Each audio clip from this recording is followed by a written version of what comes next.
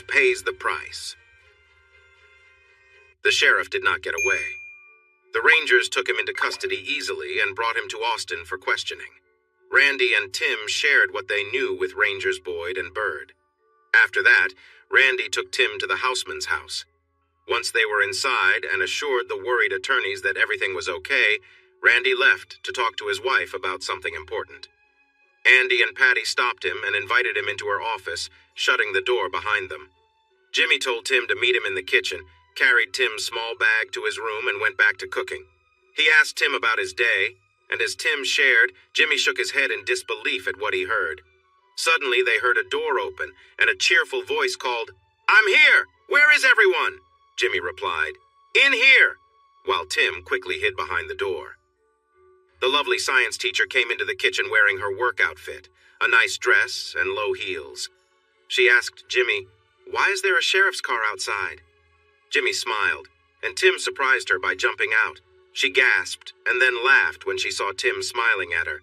"You're home! Oh my goodness, it's so good to see you up and about. How are you?" she exclaimed.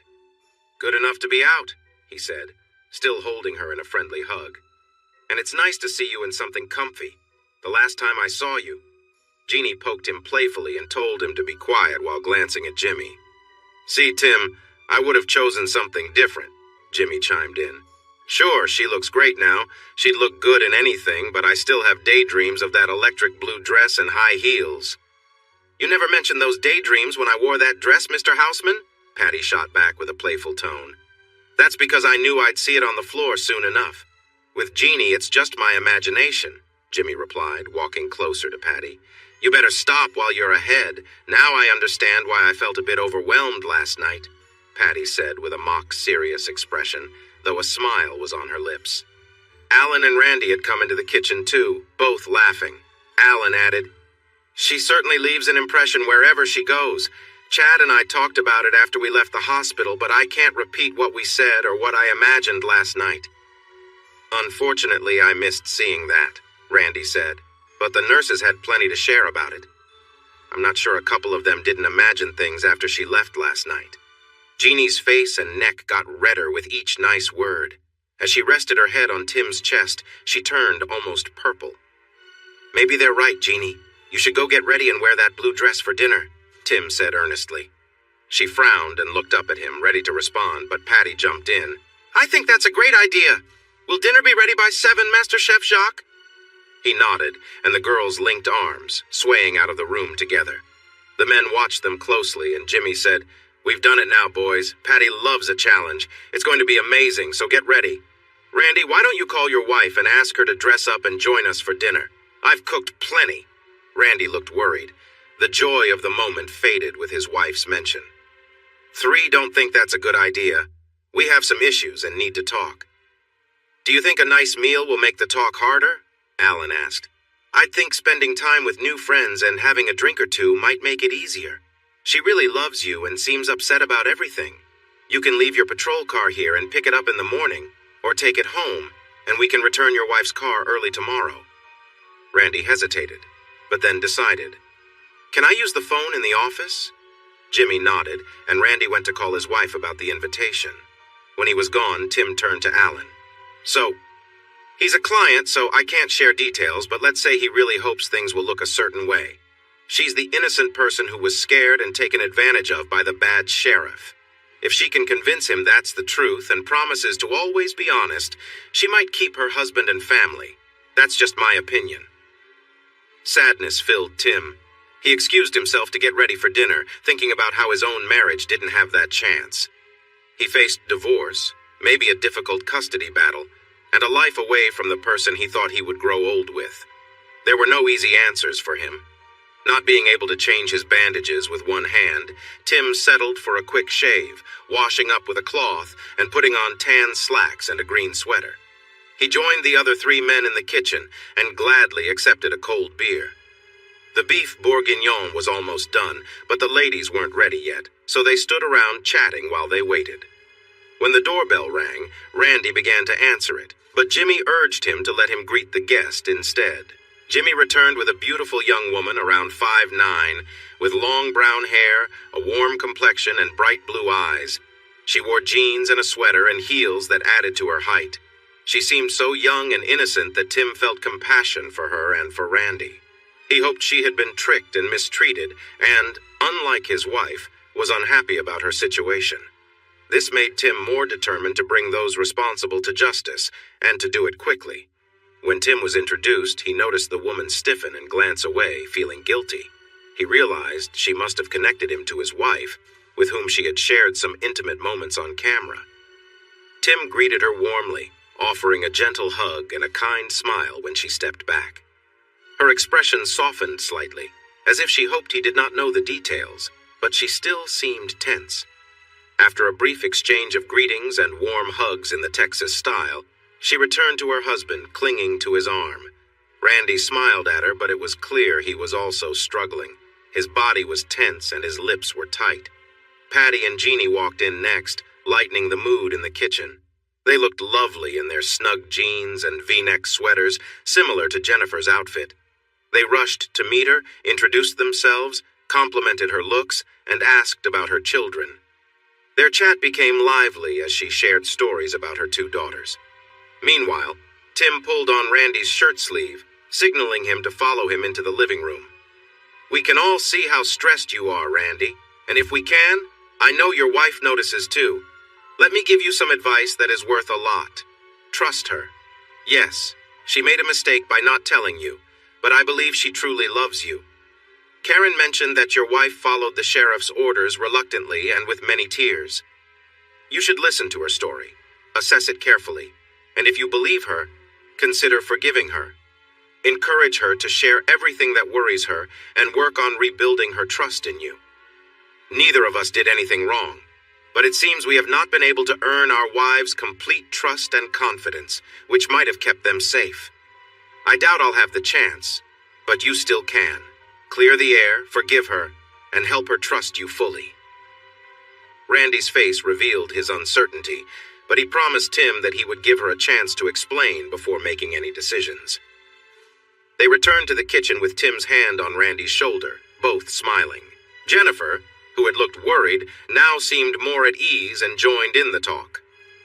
Master Chef Jacques announced that dinner was ready and invited everyone to the big table. They sat down as couples, with Jeannie next to Tim. The meal was tasty, and the dessert, apple tart tatine made by Patty, was amazing. Most of them enjoyed the fine wine, chatting happily, except for Randy and Tim. Randy skipped the wine because he needed to drive his wife home and have an important talk that could change their lives and their children's lives too. Tim chose not to drink because his doctors advised against mixing alcohol with his medication, wanting to stay sharp during this stressful time. While the group was still sitting and talking at the table, suddenly they heard loud noises outside. Randy quickly shouted for the women to get down on the floor, crawl into the kitchen, and hide in the pantry. He took out his gun and told the other men to arm themselves if they had weapons. Tim crawled to the closet where he had kept a rifle, a shotgun, a pistol, and some ammunition. As he crawled back with the shotgun and ammo in front of him, the rifle over his shoulder, and the pistol in his right hand. Bullets shattered the glass in the front door and the kitchen windows. Jimmy had crawled into the pantry to get a shotgun he had hidden there, and found out that the women had gone downstairs to the cellar.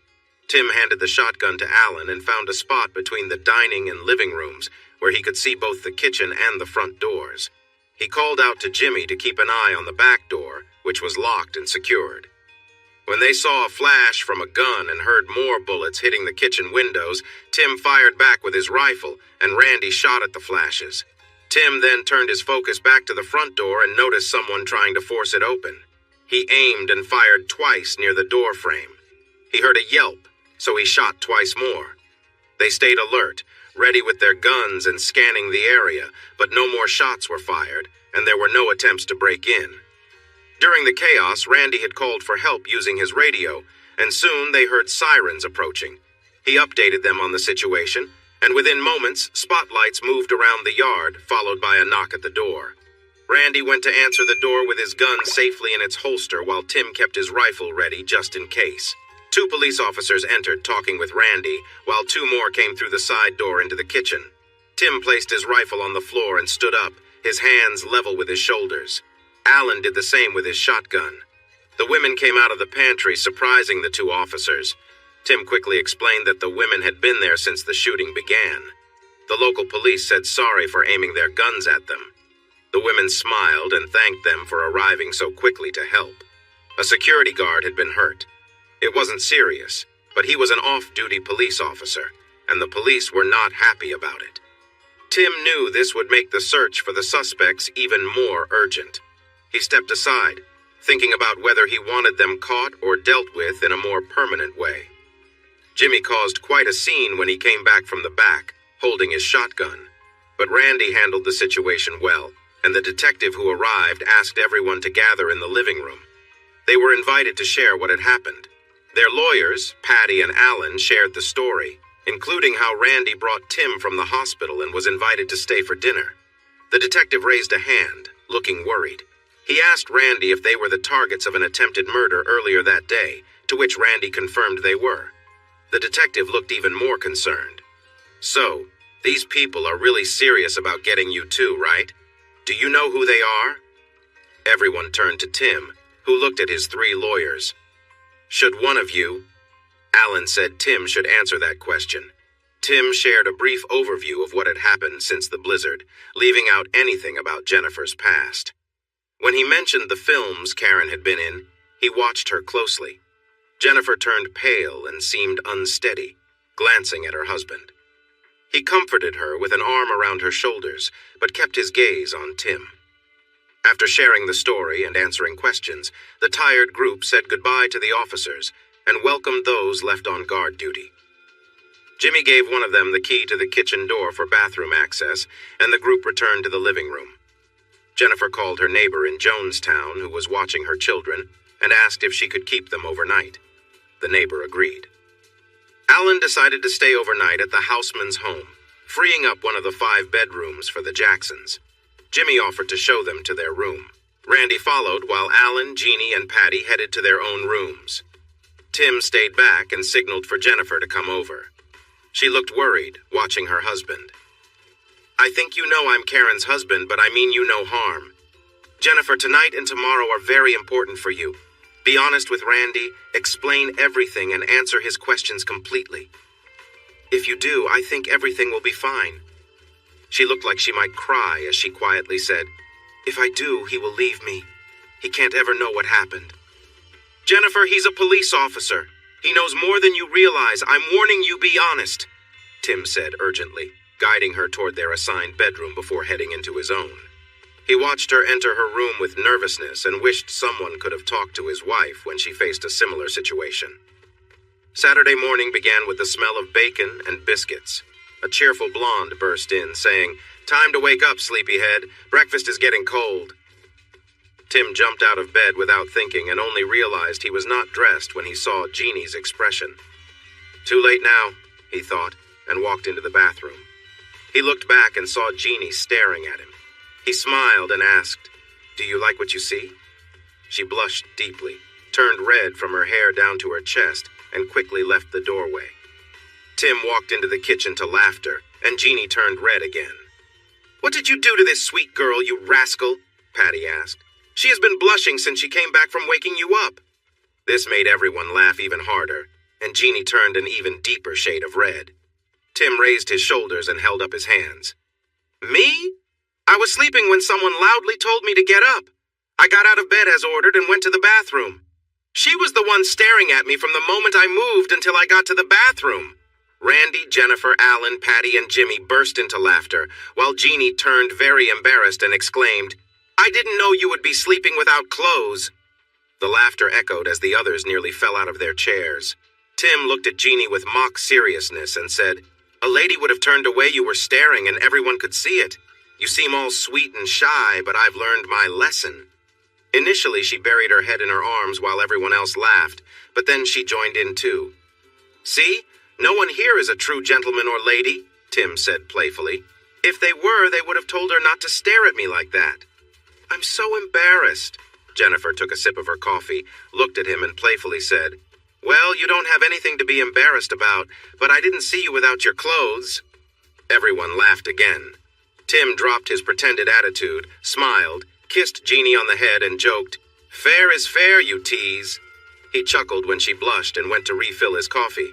Scrambled eggs, bacon, and warm biscuits with butter and peach jam. Someone knows just what I like, Tim said as he filled his plate. It was Jeannie, Patty shared. She got up, made coffee, set the table, and prepared everything to cook. She started when she thought you would wake up and then came to find you because the rest of us are hungry. Or maybe she just wanted to see you without your clothes.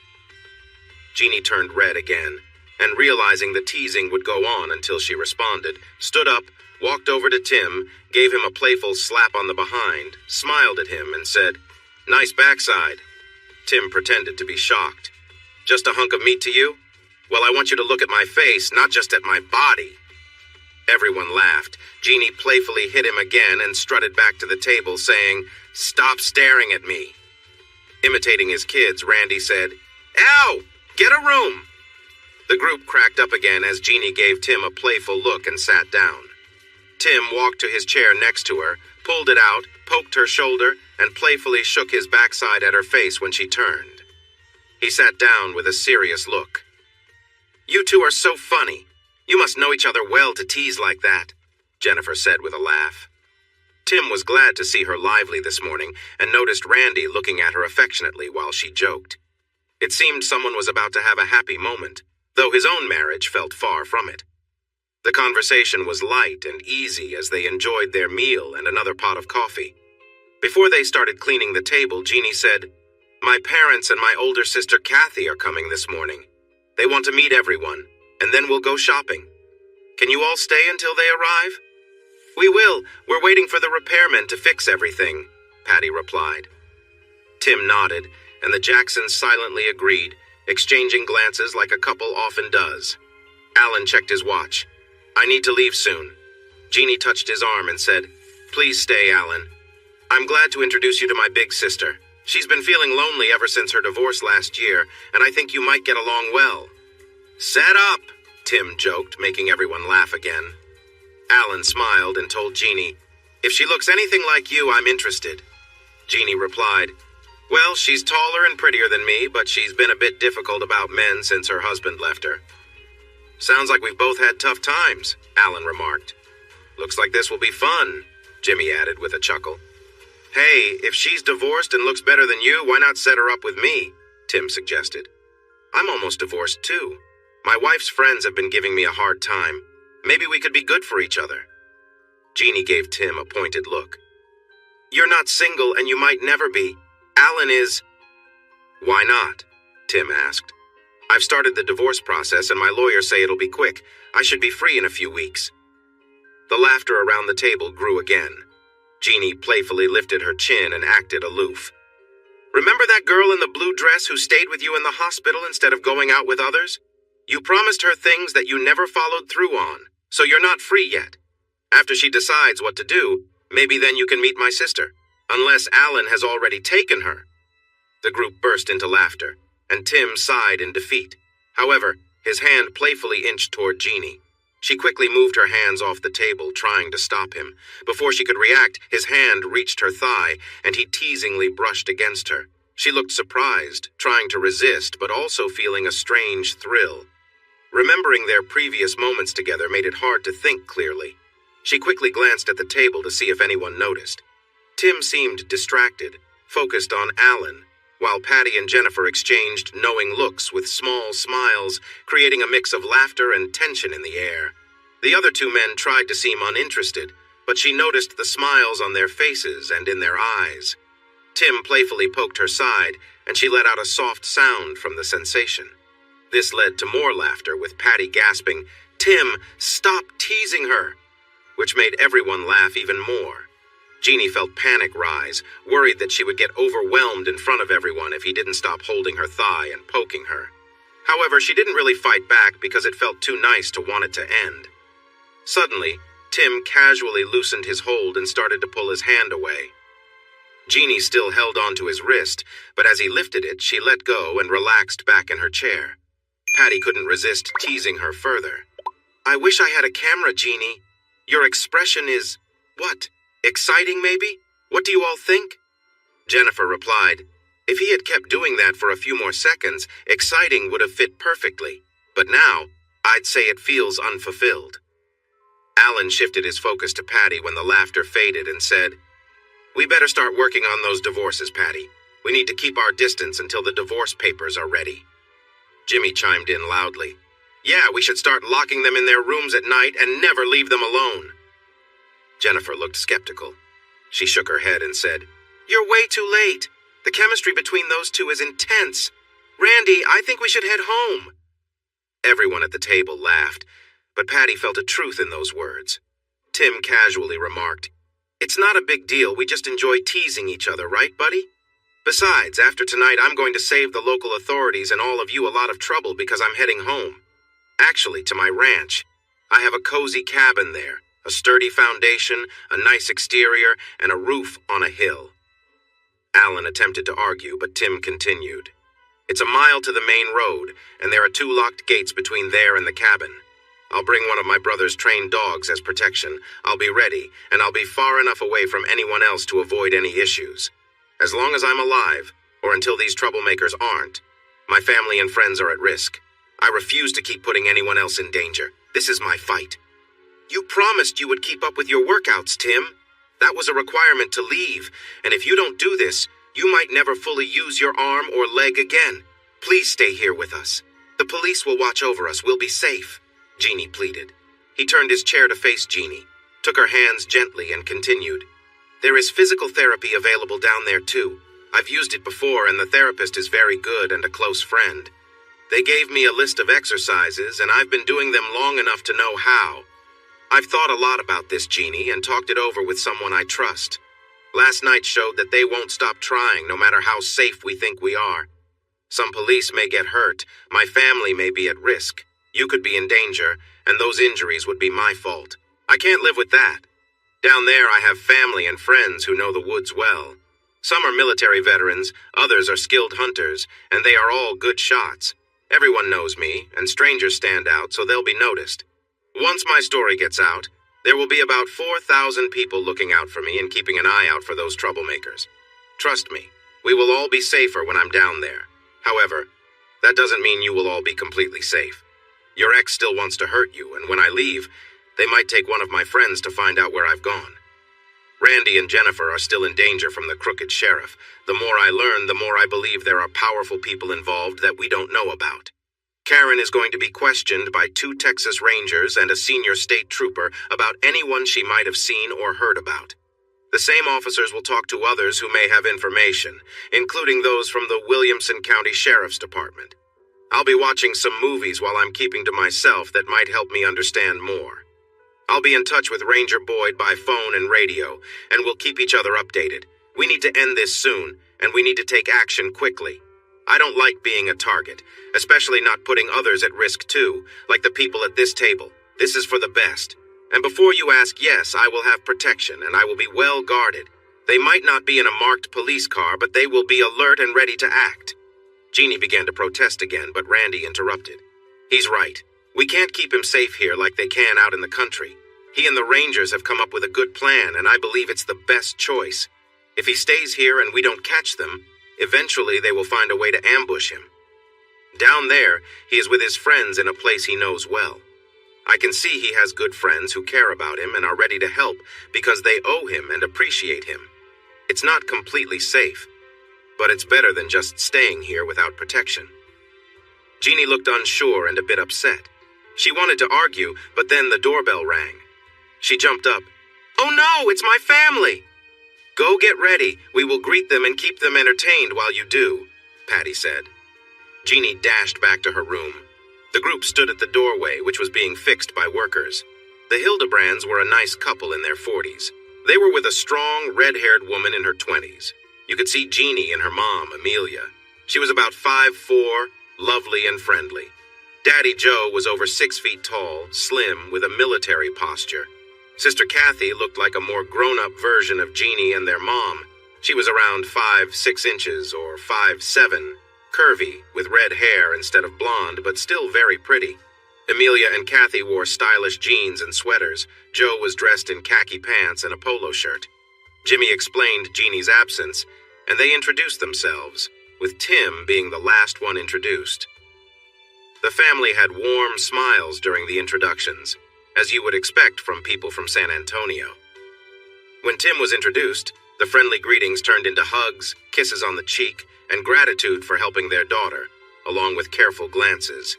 He humbly said, "All I did know, all we did," pointing to Jimmy, Alan, and Patty, "was support Jeannie in getting away from a bad situation. She is the brave one." Mom looked at him thoughtfully and said clearly that Jeannie told them a very different story, and they trusted their daughter.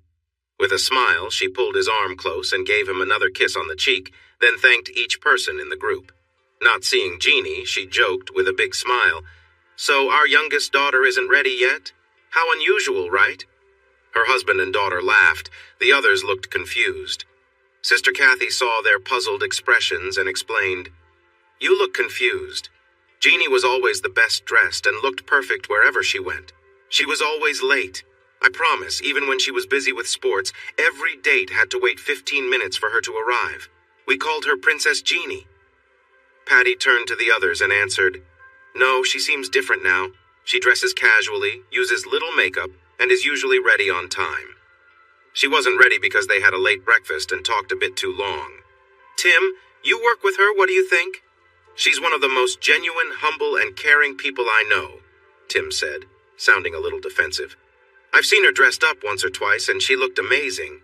But most of the time, she wears simple clothes, uses minimal makeup, and styles her hair nicely for being a teacher and a dance coach. She's been more of the girl-next-door type than a princess when I see her." Her sister seemed surprised. Their mom looked skeptical, and Dad was proud. "See, I told you she had changed," he said. "Oh, Dad, she will always be your little princess," Kathy said, a little envious. "Speaking of," Alan said, glancing toward the hallway. Jeannie appeared, clearly happy to see her family. She wore a navy jumpsuit with 3/4 sleeves and comfy shoes. Her hair was neat, and she had on a simple heart necklace with matching earrings. The jumpsuit showed off her figure nicely, and the light makeup highlighted her bright green eyes, but she looked more like a friendly neighbor than a spoiled princess. The three women happily hugged, kissed, and complimented each other. Then, Jeannie went to her dad, who looked thrilled to see her. Tim thought she was definitely Daddy's girl, and noticed how they seemed to share a close bond. He smiled at their happiness. While they were hugging, Patty told Mom Hildebrand that they were inviting them for dinner. She mentioned that Jimmy and Tim would be grilling steak, shrimp, and various vegetables, followed by her famous chocolate cake. Mom assured her they would be there and asked what time to come. Patty said any time would work as long as they gave a heads up. Jeannie turned back to them, telling Patty and Jimmy that they would return by 4:30. She thanked the Jacksons for their company and hoped to see them again. Then she asked Alan if he could join them and show them the new stores he had mentioned. Even though they had talked about it, Alan blushed. Kathy smiled at her younger sister and shook her head, aware this was a little plan to bring them together, but she liked Alan's charm enough to support it. Jeannie eagerly led her family and Alan to the car, but then remembered she had left her purse inside and hurried back to the door. She stepped inside, picked up her purse from the chair by the door, and looked at Tim with a playful smile. "You better be here when I get back, or I'll come find you, okay?" she said gently, before lightly touching his cheek and promising a kiss. With that, she laughed and ran back to the car. Tim exchanged light jokes with Jennifer and Randy about their close friendship, while their lawyers pretended not to notice. The Jacksons had to leave but promised to stay in touch. They called Tim outside, where Randy put an arm around his shoulders and Jennifer hugged him tightly. "We want to thank you for the great advice you gave us yesterday," Randy started. "I began to understand how you must feel, and I was in a really bad place. But after hearing my partner talk, I realized that she needs my support and guidance to deal with tough situations. She's beautiful, and there will always be people who want to take advantage of that. We'll work on that together, and we want you to be part of our lives. You've quickly become someone I trust, and Jennifer feels the same way." Jennifer hugged him so tightly that he felt a twinge of pain from an old injury, but he didn't mind and hugged her back. "Thank you, Tim. I was scared when I first heard your name yesterday, but you've turned out to be my best friend besides Randy." She loosened her grip a bit and looked at him with watery eyes. "There are a few things I think you should know. I know Karen was under pressure to make those films just like I was. But by the time I met her, she seemed to be in charge. She told me she was planning to leave that life after this movie, ready to focus on being a wonderful wife and mother because she truly loves you and your sons. I could hear the honesty in her voice. But then the filming started, and it became overwhelming. The script had to change, and I felt completely defeated. I hated how things played out. Karen seemed to manage it all better, and she was kind to me and understood my feelings. She's the only one I wouldn't blame. As I told Randy, the only moments I found comfort were with her. I'm not someone who usually feels that way, but being with her was special, in a way. I think everyone feels a unique energy around her, and I believe you do too. I know she sincerely wants to return to being a mother and wife. But can she truly leave that other life behind? Can she really stop being with other people? I wasn't the only one, and there were many others involved. She only had about 10-12 days, but she acted like she had done this before. I can see the sadness in your eyes, and I'm really sorry. I owe my second chance with Randy to you, and I just can't stand the thought of her hurting you again. I know you will make the right choice. Remember, you can call us anytime if you need help, okay? The rest of the day passed in a blur. There were workers everywhere, and Jimmy and Patty were showing them what needed to be done, like adding locks and improving the security system for the doors and windows. Tim stayed busy. He split some wood for the fire and stacked it in the big fire pit on the patio, but mostly he did his exercises while thinking about the situation he found himself in. When he lit the fire at 3:45 to let it burn down, he had made some important decisions that he needed to discuss later. Kathy was holding Alan's arm as they walked into the backyard, following her parents to where Tim was getting ready to cook steaks. "Son, Jeannie told us everything during lunch. Thank you for helping her make the choice to leave Larry and for taking care of our little girl while she healed. Sir, your daughter did much more for me and took better care of me when I was hurt than I did for her," Tim replied modestly. "I am the one who should thank her, and I appreciate your family for raising such a kind person." Jimmy had come over from the cooking area with grilled vegetables, and Mr. Hildebrand asked, "What really happened last night? We saw the repairmen when we arrived, and some are still here, but Jeannie was hiding and doesn't really know. Alan suggested we ask you. So what happened?" Jimmy explained the events of the previous day, starting with Tim being released from the hospital. He talked about the sheriff being involved, the work with the Rangers and DPS, the plan that didn't work out, and the events of last night. Tim was described in a heroic way, which made Jeannie's parents look at him in a new light. "You lead a very interesting life for a school teacher, don't you, Tim?" asked her mom. "Goodness, I've never heard of such things." "Why do they want to hurt you, young man?" her dad asked. "This doesn't make sense." Tim calmly replied, "I'll let my lawyers explain what happened, so I don't say anything I shouldn't. Jimmy Allen, you can share as much as you think is necessary. I want to be open with Jeannie's family. All I ask is that you tell me how you like your steaks, and then please move over to the patio. I lived it. I don't want to hear it again." Jeannie joined her family on the patio while Jimmy and Alan shared a troubling story. Patty set up the things they needed on the big table and listened, occasionally adding details for the other women. Tim focused on cooking the vegetables and steaks. For Joe, the order was medium, but the three women preferred theirs well done. Tim looked at them carefully and said firmly, "I'll cook them just right. Then you can finish cooking them your way if you want. I won't ruin a good steak." Joe laughed and said, "See, I tried to tell you." Kathy rolled her eyes but agreed to try a medium steak, saying she would cook it more if she needed to. Jeannie and Amelia also agreed, so Tim returned to the grill. The other three men wanted their steaks medium rare, and Patty wanted hers medium, so Tim adjusted the cooking times. When the steaks were ready, everyone took theirs at the same time after serving vegetables on their plates. Since the Hildebrands were driving back to San Antonio, they chose tea, sweet or unsweet, served in tall glasses full of ice. The lack of alcohol didn't stop Kathy from making a face when she cut into her steak. "Ew, it's so juicy." Tim looked at her and said, "Of course it is. Have you ever heard someone say they want a dry steak? No way. Try it. If you don't like it, you can cook it longer on the grill." Jeannie and her mom quickly said they would try it. Everyone watched as they cut their steaks and took a bite, feeling a bit nervous. Amelia was the first to react, looking surprised as she said, "Wow, I didn't know a steak could taste this good. What did you do, Tim? He smiled and replied, I seasoned it well, cooked it just right, and put it on your plate, Amelia. Just right? She asked, eyes wide. Yes, for those who ordered medium well, I made it medium. Warm pink center, keeping the natural juices but no blood. Jeannie, Kathy, how's your steak? I would have said perfectly if you hadn't told me it was just medium, Kathy responded, looking shocked at how it looked. Tim turned to Jeannie, who smiled and said sweetly, It's perfect, Tim. The best I've ever had. Thank you for showing us something new about steak today. Tim noticed Papa Joe looking at them curiously before the topic changed, and everyone started eating again. The conversation stayed lively throughout the meal, and no one wanted it to end, even as time went by. It had become cooler outside, so they moved into the living room to keep chatting. The Hildebrands brought 2 bottles of nice wine to share and thought everyone should have a drink before heading back to SA. Tim thanked them but chose to open a cold Lone Star beer instead, saying it felt wrong to waste good wine on his simple taste.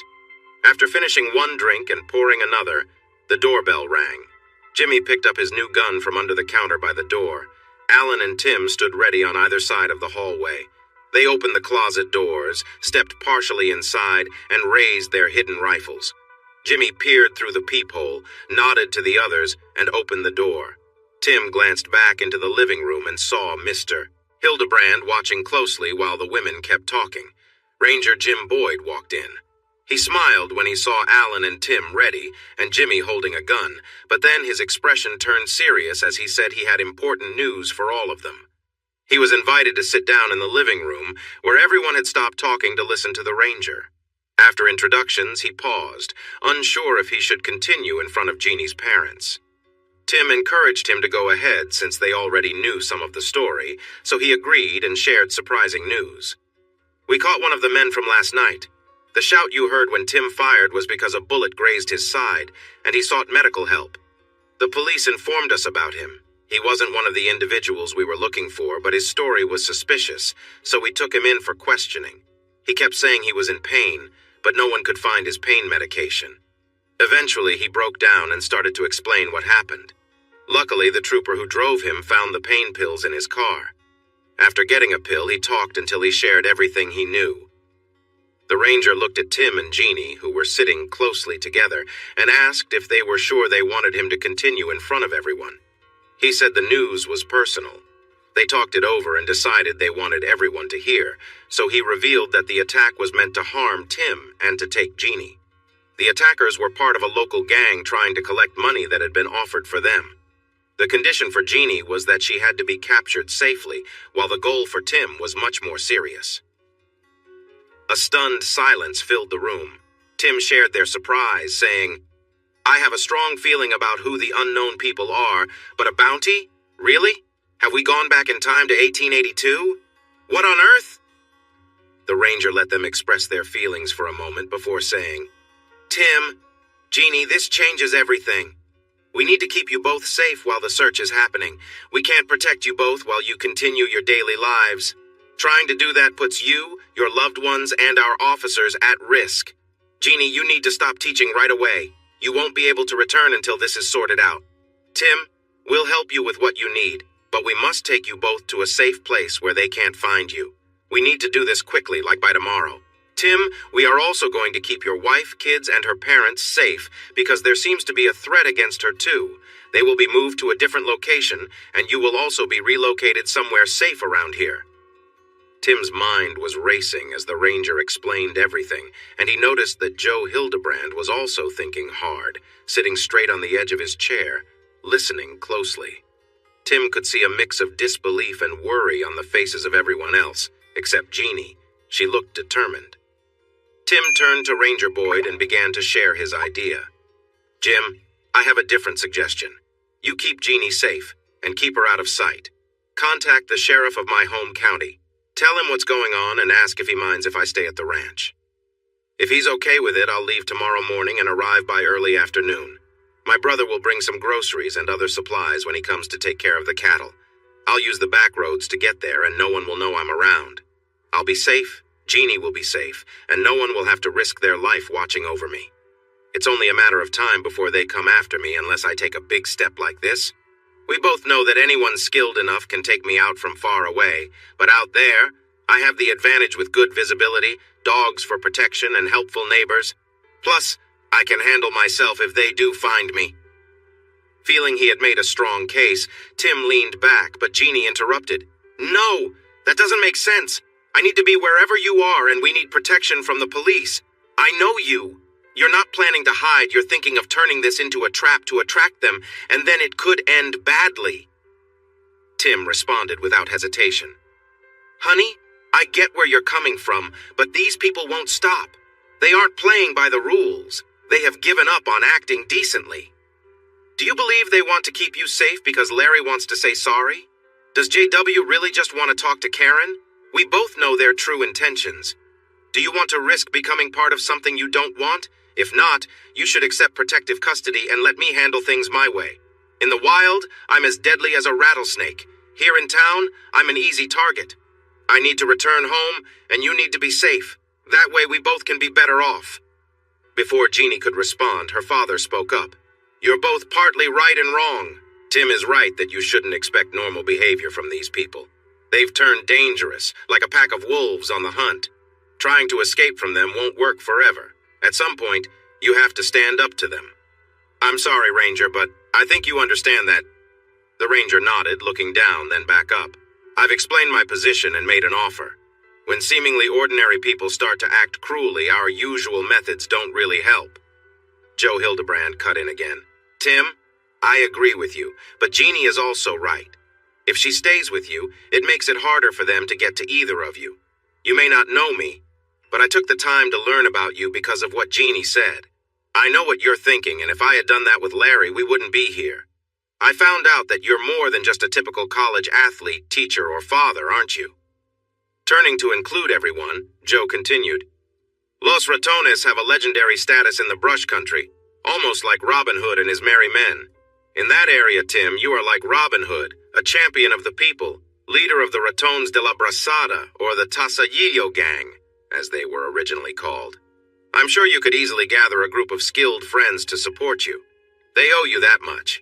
Yes, I saw the official report, which somehow missed connecting the missing drug dealers and their ties to the fire at the remote house they lived in. It stated that no one had ever stayed there, and the surrounding buildings were never used to shelter the girls who went missing. Then, miraculously, those girls returned the next day, but they could hardly remember anything other than being kept in a dark place for a long time. No remains were ever discovered, but after that, the sale of harmful drugs stopped, and no more girls went missing.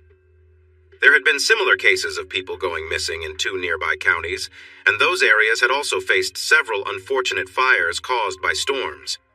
Thankfully, the missing girls returned, but they had trouble remembering what happened due to the effects of drugs. When you came home after the game that year, the sheriffs thought it was just a coincidence, and they weren't very worried about the sudden departure of the drug dealers. Joe looked around at Tim, Ranger Boyd, and the others listening to him before he continued.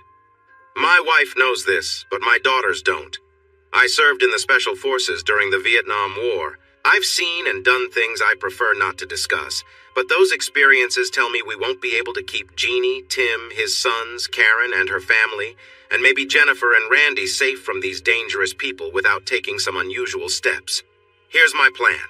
Law enforcement will protect Amelia, Kathy, Alan, Jimmy, Patty, and anyone else they see as in danger. Jeannie and I will go with Tim to his ranch to stay safe, but we will be armed and ready to defend ourselves against anyone who might want to harm us. The ranger will keep everyone informed about what is happening as things develop. If things are still not resolved in 10 days, we will come together again to discuss our next steps. Ranger, do you have anything to say? I can't officially support any plan that removes law enforcement's primary role in keeping those at risk safe. It's true that we are somewhat limited by the laws that the suspects are not, but we as an organization can't approve of any actions that resemble taking the law into our own hands. That said, if you say the 3 of you are going to wait at a remote ranch until law enforcement captures those looking to harm you, I can't stop you. Is that clear enough? Tim and Joe exchanged looks and both nodded. Joe then said to his family, "Given what we have learned tonight, I think it's better for us to spend the night here if there is space, or nearby if not. This will give the ranger time to make any needed plans. I also suggest that tomorrow night, Tim, Jeannie, and I go to the ranch quietly, while the rest of you head to the safe place with the ranger. Tim's family will make sure we have what we need, and my team will provide the necessary protective gear and equipment. We will all check in from time to time, using the ranger unless he thinks it's safe to talk directly. We need to be careful not to accidentally give away anyone's location." "Do you have any thoughts or changes to suggest about this plan?" asked the captain. "Not from me, Captain Hildebrand," Tim said with a smile. Joe looked confused until Tim clarified. "You don't think you're the only one who looks into important people before meeting them, do you?" Jeannie had been quiet, but now she spoke up. With a sparkle in her eye, she suggested, "I think we should find a car they don't know about that suits the situation we'll face in South Texas and switch it out along the way." "Dad, do you have something like that in your collection or at one of the dealerships?" Dad smiled at her and said it was a great idea, and he actually had something available. Tim jumped in, saying, "I have the ranch covered. I know the right car for getting around on the ranch, on roads or in trails. We need something that can keep up in a fast chase and also drive on dirt roads. It would be great if you have that." Joe nodded and said, "I've got that covered." They solved the issue of needing an extra bedroom by having Kathy share with Jeannie. Kathy smiled, winked at Alan, and said, "All right, but Jeannie better not snore. I'll be there in a bit, baby sis." Jeannie replied, "We all know who the real snorer is, older sister, and it isn't me." After saying their goodbyes and good nights, everyone but Alan and Kathy went to their rooms. As Jeannie and Tim walked down the hall to their rooms, Tim quietly joked that if Kathy snored or took too much space and disturbed Jeannie, Kathy could move to his room. Jeannie elbowed him lightly and said that would never happen. Tim turned on the coffee maker as soon as he woke up and found Mr. Hildebrand dressed and sitting on the porch reading the Austin American Statesman. He brought out a cup of black coffee with a spoonful of sugar, remembering how Jeannie said he liked it. They enjoyed the beautiful sunrise in silence, with the newspaper resting on the table. "How will you let your brothers know?" Hildebrand asked after a few quiet moments. "I won't. A friend will," Tim replied. "It's the simplest phone tree. Since each person only has one number and no names, but by nightfall, everyone will know when and where to meet. Is Monday night at 9 too soon for you?" "No, that works perfectly," the captain replied. "We can talk about the details on the way down tonight, explore the area tomorrow, and get everything ready. I don't know how your followers will find out where we are going, but if we can hold off for 2 days before they show up, we will be safer." "I'm not sure we can promise 2 days. That feels like another risk. Jim, the ranger, won't tell anyone about us or send the group to the safe houses until Monday. If he is correct that there is a leak in the police, they will know then. We can't say how fast they will reach the ranch or when they will send help." "They won't send someone right away," Joe said confidently. "Larry wants to be there when Jeannie is caught, and they all want to see what happens to you." They heard Jeannie talking to someone in the kitchen, and soon she came out with coffee. She wore comfortable pants and a light jacket, her hair in a ponytail and no makeup, but Tim thought she looked great. Her dad seemed happy to see her and greeted her with a cheerful smile. She leaned over to give Tim a quick kiss on the cheek. "So, did you sleep well, sweetie?" Dad asked. "Kathy didn't keep you awake, did she?" "No, not at all. I didn't hear a thing," she said playfully, glancing at Tim. "She didn't take up the bed. It felt like I was alone." Tim understood her meaning and winked back. Dad just smiled. Patty, Jimmy, Kathy, and Alan joined them outside, and Patty suggested they move to the large table on the patio. "I made us some more coffee," Patty said. "And I was up early making donuts," Jimmy added with a grin. "I made some apple fritters and bear claws, too. They should be ready soon." "I hope you made enough for the police who kept watch all night," Patty said. "Of course. I made enough for them and their replacements who come in at 7. Mr. Woe is bringing them at 6:45. Oops, I might have said too much." Jimmy laughed. "Yeah, right. Like anyone at this table believes you woke up at 4 to make donuts," Alan joked. "I'm pretty sure we would have smelled it even if you were quiet." Tim enjoyed the friendly atmosphere among these smart and nice adults. For a moment he thought about his wonderful wife and how well she would fit in if only things were different. He pushed the sadness aside, forced a smile, and looked around. No one noticed except Jeannie, whose expression reflected his hidden feelings. He smiled and winked at her, and she returned the smile. The two police officers who had just finished their shift joined them on the patio. The new team each received a half-dozen donuts and holes to enjoy while on duty. Patty cooked some ham to go with the sweet dishes and brought a gallon of milk to the table. She nodded to Tim and joked, "Someone here can't have breakfast without meat and milk." It turned out that everyone enjoyed meat and milk with their sweets, so she added those to her shopping list. After breakfast, Tim called Ranger Boyd to confirm their plans and to make sure that Karen's phone was only monitored by the police. At 9 p.m., Ranger Bird would take Karen and her family to a safe place, while Boyd would move everyone at the Houseman's home.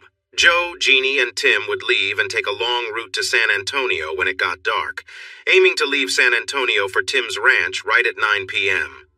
This would give them time to shake off anyone following them, switch vehicles, and get clothes for Mr. Hildebrand before heading out. Since both safe houses were in the countryside, everyone was told to wear jeans and boots. Without being able to go home for supplies, Jeannie and her family, along with Alan, were taken to a nearby Western store to buy what they might need. Tim went home with another officer to pick up additional supplies. After getting his clothes and gear, Tim asked the officer to take him to a payphone outside a convenience store. He called Karen, and the boys were excited to talk to him. They tried to fill him in on everything that had happened since he saw them at the hospital. Eventually, Karen took the phone after their grandmother gave them a treat to quiet them down, and Tim discussed the plan with her. She seemed scared and unsure, so he asked to speak with her dad. He was calm about the need to hide and said they would wait for the ranger to contact them. Karen asked where he would be hiding. Tim replied that he couldn't say, and then he asked if she could think of anything that might help keep them safe. She thought for a moment, but couldn't remember anything useful. After hanging up, Tim was taken back to the Houseman's home, where he got back to watching videos. Though the videos were unsettling, he learned which high school students were involved in unfortunate activities and why one babysitter wouldn't give a statement.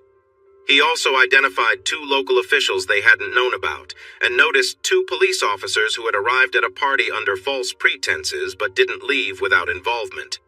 He quickly called Jim Boyd and asked him to come over right away.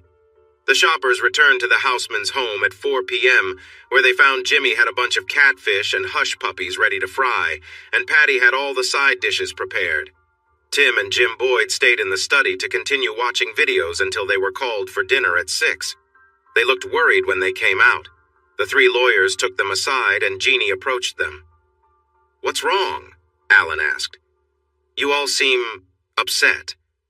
Let's just say we have a clearer idea of where the leaks are, why the suspects have been able to stay hidden, and we understand the crimes better now," the ranger answered. Tim shook his head, eyes closed, and said, "I had no idea. I can't believe I worked with those people. Some of them are supposed to be teachers. No, they are pretending to be teachers while they're really harmful." "Should we put the food in the oven and talk or eat first?" Patty asked. "It sounds like we need to rethink what we're doing." "Let's eat," Jim said firmly, "and we can think about the new information a bit before changing our plans. I think we can still move forward, but we need to be smart about who we tell. Anyway, let's enjoy our meal first, and then we can discuss it." They pushed aside their worries and enjoyed a nice meal together. "I can't believe it, but we feel like old friends, not just new people," Kathy said after Alan made a joke that had them all laughing. "We will definitely feel that way after being together in this safe house for days or weeks," Patty responded. That dampened the cheerful mood and reminded them of the real danger outside. Ranger Boyd called them to a serious meeting in the living room to rethink their plans based on the new information he provided. When he named some of the students, Jeannie looked pale. When he named the elected officials, her dad turned red with anger and silently fumed.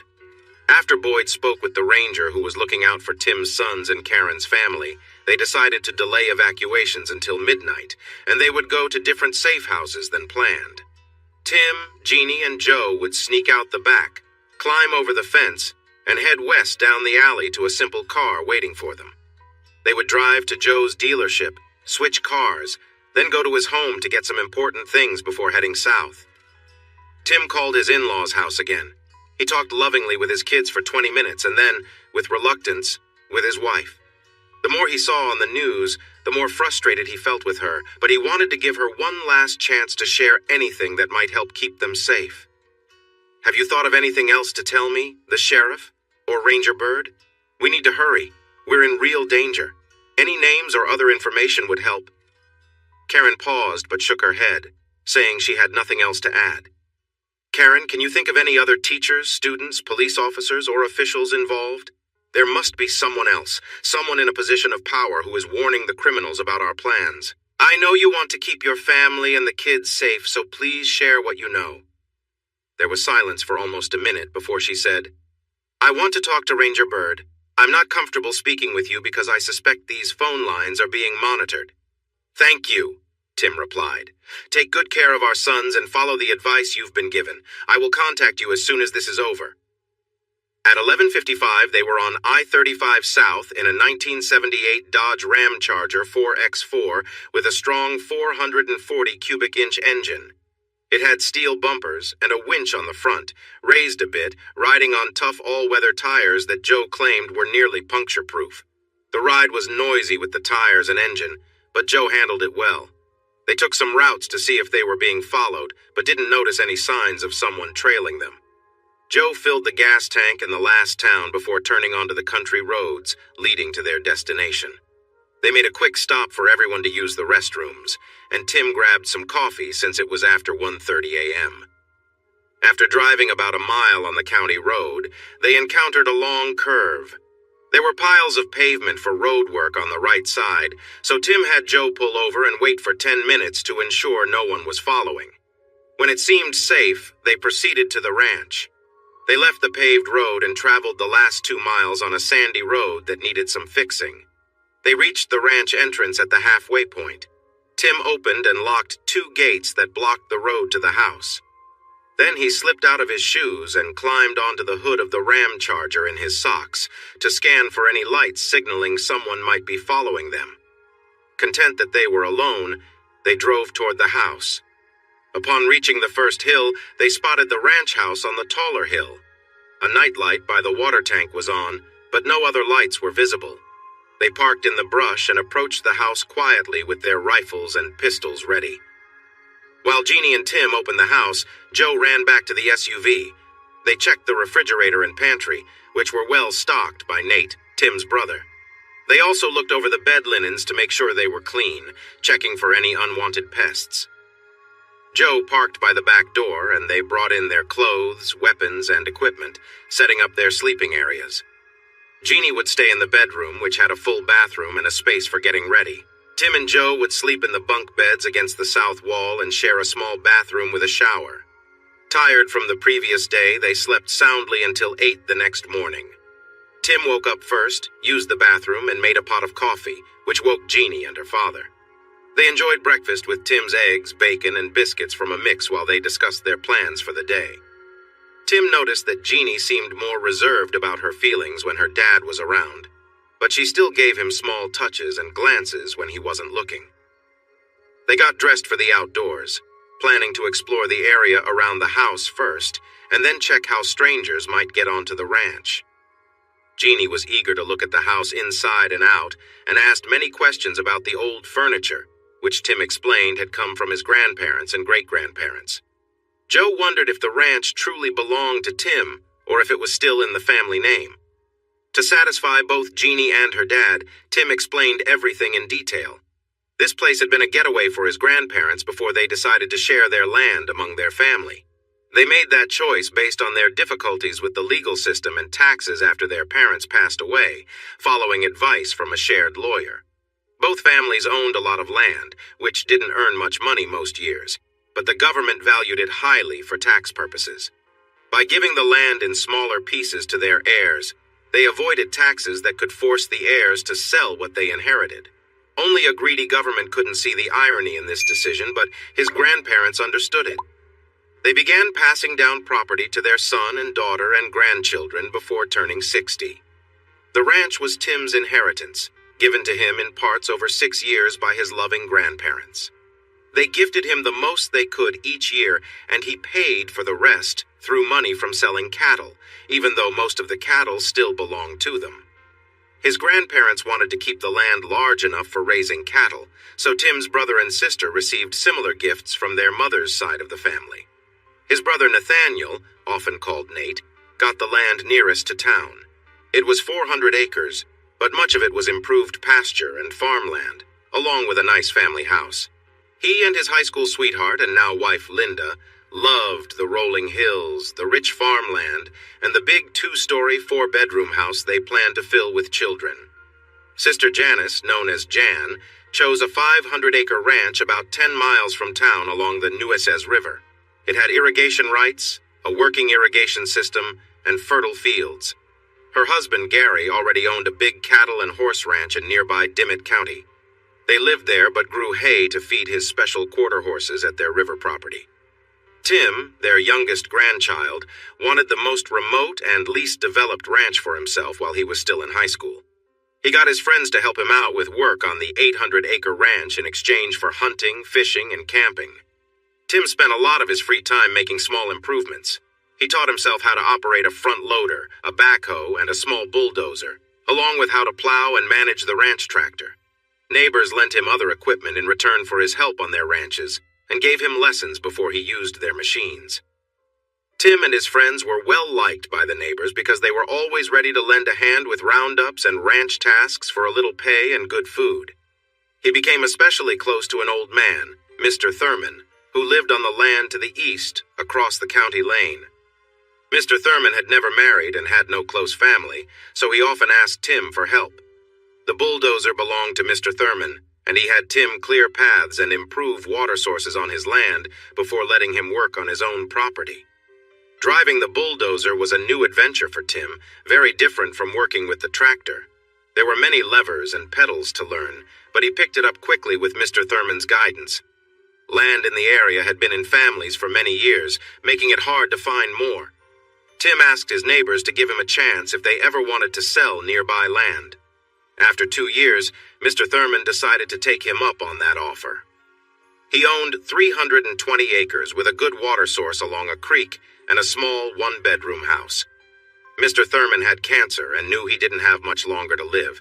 He didn't want to be alone, so he planned to move to a nursing home that provided hospice care in his final days. Mr. Thurman's asking price was very low, and Tim told him so. He offered a higher amount, but Mr. Thurman insisted that he would leave it to Tim in his will. Instead, he asked Tim and his friends to be his pallbearers and say a few words for him before he was laid to rest. Tim bought the land with the college money he didn't need because of his football scholarship. He paid cash and received a nice discount by handling the legal fees and title insurance all at once. Tim paid just over $50 for each acre of land. Plus, he took on some extra roles, like being a pallbearer and a speaker at a service. However, according to the will, he also received a few items, including a Caterpillar vehicle, a pickup truck, a tractor, and more money than he spent on the land. After sharing his story, they walked around the edge of the open area to see if there was anything that could be used for hiding.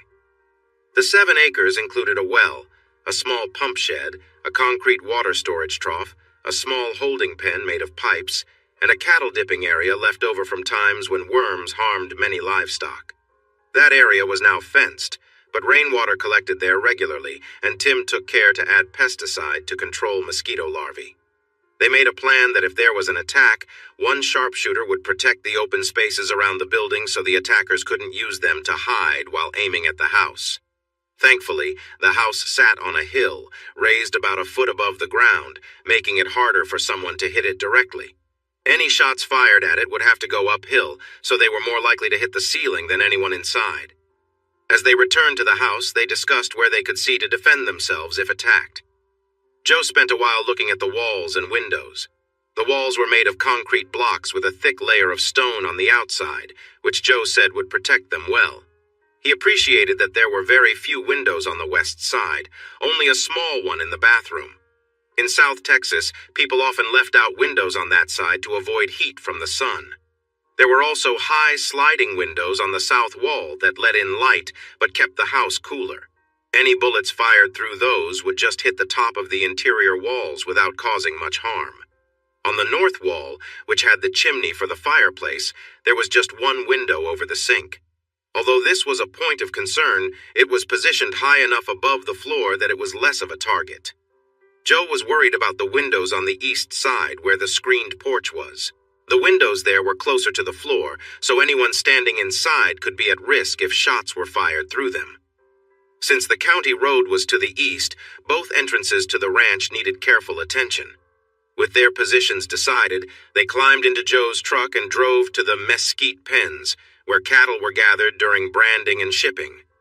This area was located in the southeast corner of the ranch. A ranch worker and his family lived in a wooden house near the well, southeast of the pens and barns. Daniel and Dora had worked for the family for many years, and their kids were friends with Tim and his siblings. Though the kids were grown and had moved away, the Mendez family was considered part of their own. Joe and Jeannie admired the stacked mesquite pens and shipping chutes, as well as the palm trees beside the pens that provided shade for a large table and benches. There were 2 barbecue pits nearby, and an old chuck wagon was kept under a tin roof next to the bigger barn. Tim gave them a quick tour and some history, leading them to the barn. After looking at the chuck wagon and learning about how food was served from it during spring gatherings, Tim opened the barn's big doors to show them a vehicle covered by a tarp. With excitement, Tim removed the tarp to reveal his cherished 1948 Dodge Power Wagon WDX quad cab. The truck was painted battleship gray with a matching gray interior. It was raised 6 inches and had all-terrain tires for 4-wheel drive, powered by a 3. 9-liter Cummins diesel engine, the classic Power Wagon looked strong and ready for adventure. Tim invited them to open the 4 doors and see the well-kept upholstery and interior, which he had fixed up after buying Mr. Thurman's land for a good price. Jeannie was almost speechless, while her dad couldn't stop talking about what he called this amazing truck. He pointed out feature after feature, saying he wouldn't even know how to price it if he tried to sell it, calling it priceless. When Tim mentioned it had less than 20,000 miles, her dad shook his head and said, "Priceless! This is one of a kind. Take care of it and never sell it, because someday it will be worth more than a 3-bedroom house." Still in awe, Jeannie put her arm around Tim's waist, looked up at him and asked, "Can we take it for a ride?" Tim quickly glanced at her dad, who was giving him a careful look at her use of honey. Realizing her slip, Jeannie turned to her dad, stammering, I don't know why I called him that, Dad. I wasn't thinking, it just came out." Her dad's frown deepened for a moment before it turned into laughter. When he felt a bit better, he looked at the unhappy Jeannie and said, "I wanted to see how long you 2 could keep pretending you're just colleagues, but the look on your faces when you slipped up." He chuckled again and asked, "Did you really think we wouldn't notice?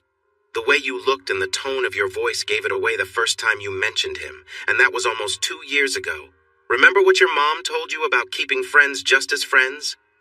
He continued, "That look became more dreamy after he helped you out with your husband. Now let's just say your mom, sister, and I had a talk on the way to Austin. We agreed to let you both keep up your act. Yes, I know your lawyers say you should wait until you're both divorced to show any feelings, but honestly, your spouses already gave up on you when they treated you the way they did. Besides, there's no one here but us, and you're not fooling me, so relax. I don't want to see you 2 being overly affectionate in front of me, but calling Tim honey is fine." After that, he wrapped Jeannie in his arms, smiled down at her and kissed her forehead. Her face lit up with joy. Joe smiled at Tim, who looked relieved now, and reached out his hand.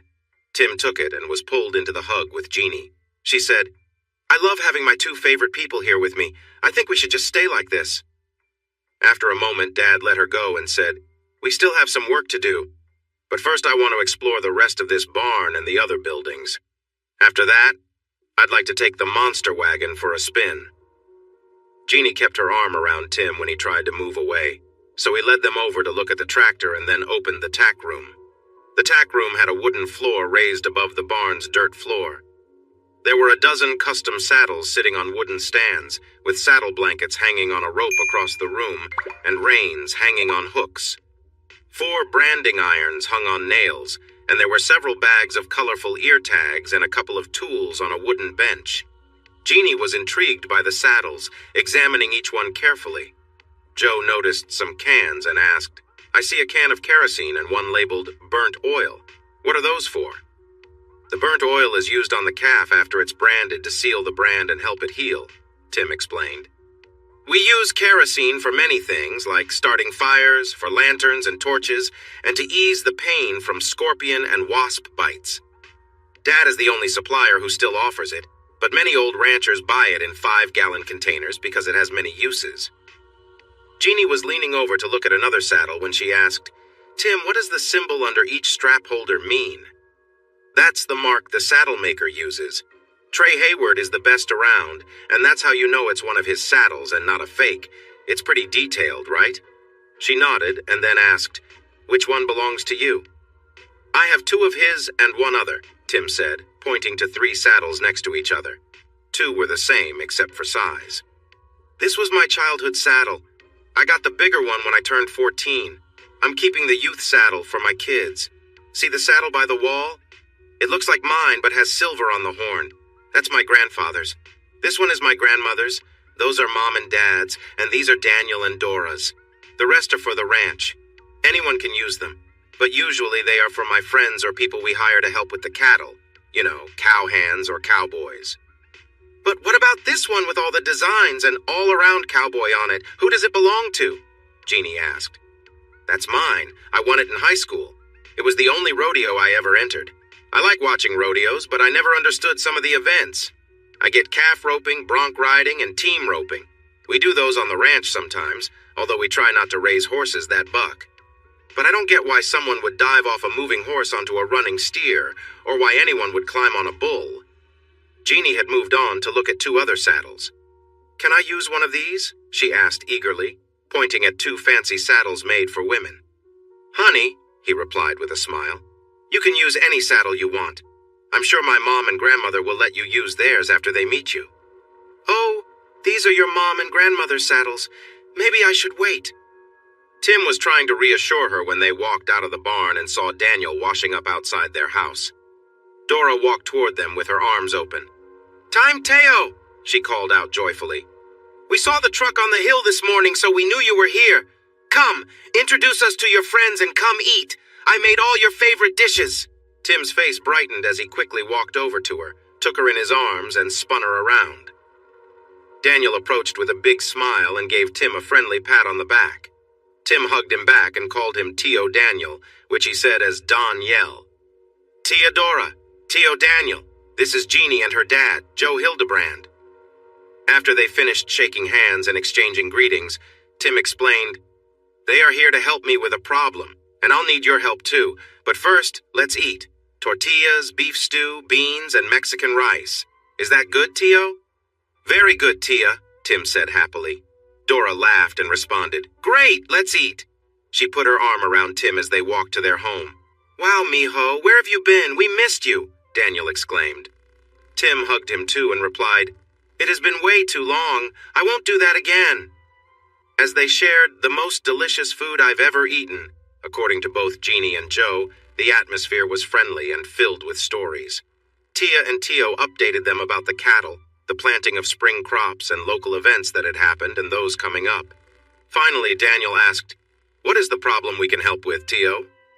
Tim started to explain briefly, but Dora wanted to know more. She frowned when she heard about Karen's actions that led to the current issues. When Tim mentioned the injuries from the earlier attack, she let out a Spanish expression of shock. "So that's why you're moving differently and flinch when I hug you.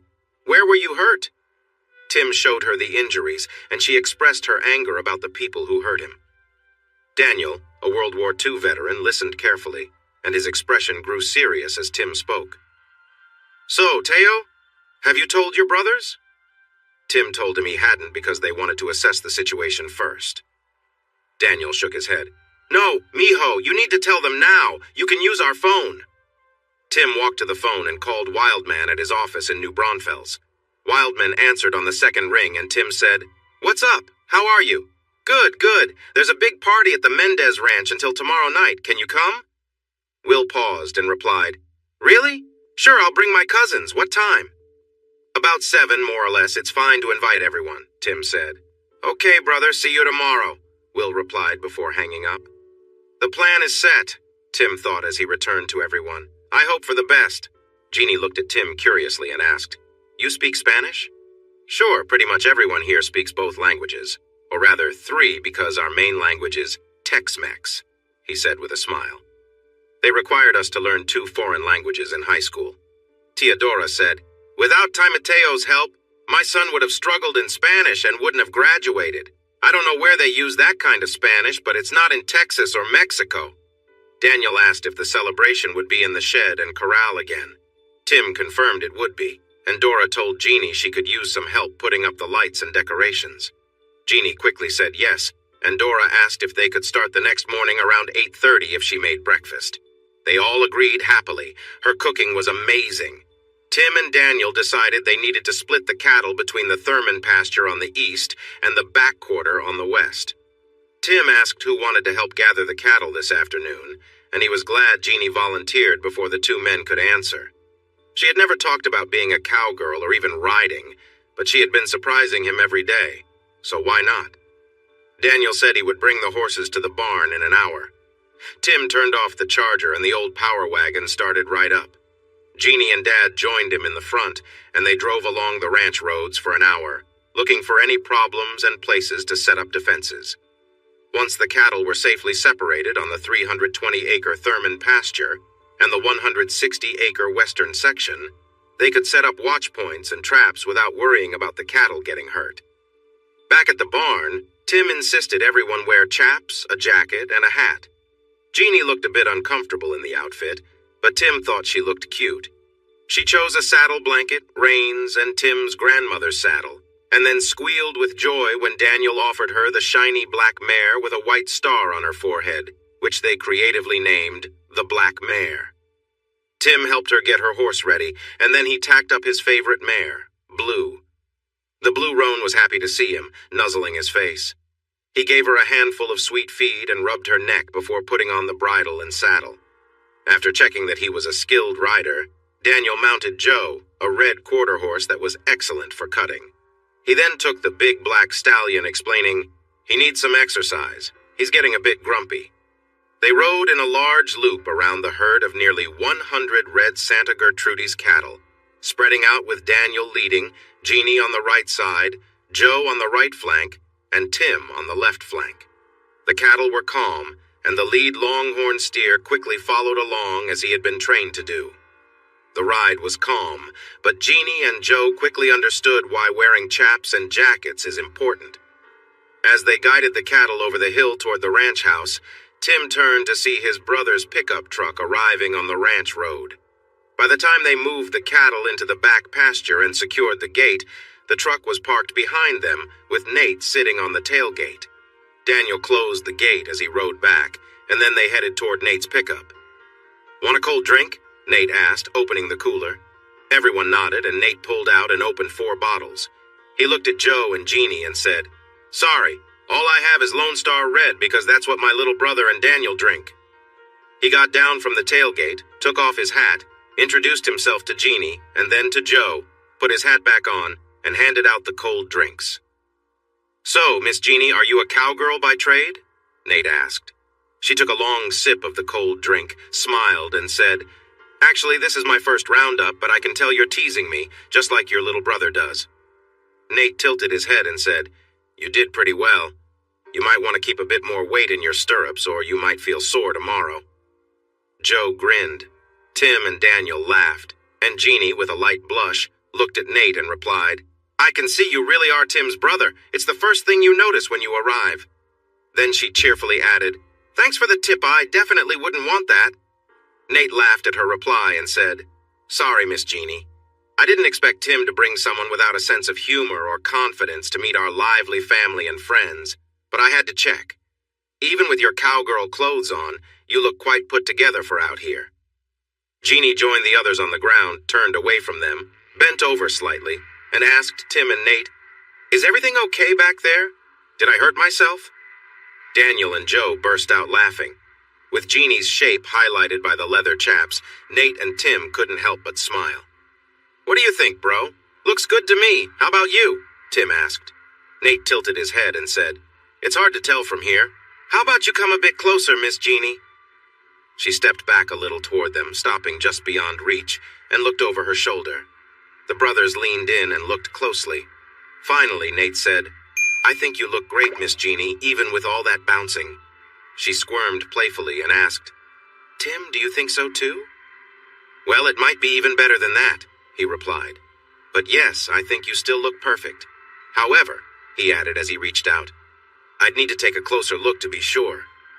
Jeannie quickly stepped away and waved her fingers at him, saying, No touching, I'm a bit sore. She laughed, took a big gulp of her drink, winked at both brothers, and then went back to pet her horse. She got y'all good. Looks like you finally met your match, Daniel said with a smile, and the brothers nodded shyly. Joe chuckled at his daughter's fun spirit and wondered why it had taken her so long to show it. The mood became serious when Nate asked Tim, So I hear there's a party tomorrow evening at Daniel and Dora's, and you're all invited. What are we celebrating? Nate, you don't need to worry about this. You're expecting, and I don't want to. Nate cut him off. What are we celebrating? Linda and I will decide if we want to come after we hear what it is. Tim hesitated a bit before Joe and Jeannie stepped in to share the difficult story. Tim listened quietly as they explained while Nate continued to ask questions. When they were done, Nate placed a hand on Tim's shoulder and said, Wow, I never thought Karen would get mixed up in something like that. You seem to be handling this better than I would expect. Are you okay? Tim looked down and then at Jeannie before saying, I've had a lot of support from friends and some time to think. I won't ever be okay with what she did, and I'm unsure about my boys, but right now I'm focused on keeping Jeannie and myself safe and making sure my sons, Karen, her family, and my lawyers stay out of trouble. As for the party, we will see who is still in and make some plans. If I'm still around after they come looking for us, I'll have to make some tough choices again. For now, I just want to keep everyone safe, and I want to find a way to make things right. I can't promise this will end well. I just want to make sure those who have been after us can't go after anyone else, so you might want to stay out of it. Most of the people involved will remain unnamed, but my brother. They will want to talk to you. You need a good story to explain why you were not here and why you were seen downtown at a restaurant and bar. So where do you think I should go? Nate asked. Everyone important in this county would wonder why I was in town when the Los Ratones and Los Hermanos de la Brasada were dealing with the bad guys. Their opinion of me would matter more than mine or how Linda sees me. You know better than that, so stop it. Have I ever run from a fight? Have I ever let you down? Do you really think I would hide when people are after my little brother? Come on! You can't think that low of me! Tim looked down for a moment, then raised his head, his eyes filled with tears. You know I don't. But the idea of you getting hurt, of your children never knowing their dad, really gets to me. Still, I know you well, so thank you. And I love you. My son will know his father and his uncle. We've faced tough enemies before. We succeeded under your leadership, and we've won a few more since you've been away. Trust our group. We'll take care of you and that lovely lady. Jeannie approached them, tears in her eyes, standing between them as she hugged both. We will be fine, Tim. With you two, Dad, Daniel, and those friends you call brush rats, we are going to handle these troublemakers. Tim jokingly squeezed her shoulder and said, Looks like we're all okay, huh? She stepped back, playfully hit his arm, and said, Let's get back on the horses. I'm ready to ride, and I'll use more support in the stirrups. But you guys are going to stay in front of me the whole time, understand? They took a quick stop by the house, where Nate dropped off food, supplies, and some equipment. He said he got them with cash from a couple of shows upstate and gave a wink. Or maybe they were found when some people ran away from trouble. I can't say for sure. Tim asked if the snakes got all of them, and Nate just shrugged. Joe looked over the gear carefully and said they were top-notch items. He especially liked the shotgun, claiming it would stop anyone coming through a door or window right away. Daniel watched closely. When offered a tool to use, he said he preferred his own and would stick with that. He drove Nate's truck back to the barn so Nate and the others could check out some of the spots and traps discussed by Joe and Tim. When they reached the barn, Dora shouted that Tim had received a call and needed to return it quickly. Tim hurried to the house and dialed the number she had noted. Ranger Jim Boyd, how can I assist you? Tim introduced himself and had a chat that made him thankful Nate was still around. Before hanging up, Tim promised to call back early the morning after the party to make final choices. He returned to the barn, where the horses were being taken care of and cleaned. Joe and Nate looked at him with curiosity. "What's the good news?" Joe asked. The ranger mentioned there are 2 officials elected statewide, a district judge, and 4 more lawmen involved. This includes high-ranking members of the State Highway Patrol and Rangers, plus 2 state troopers. He said the governor called it quite a mess when he found out. He also said that nearly everyone involved had issues with minors, but not Karen. However, one person had a connection with both Karen and Jennifer, as did the sheriff, who is already in custody.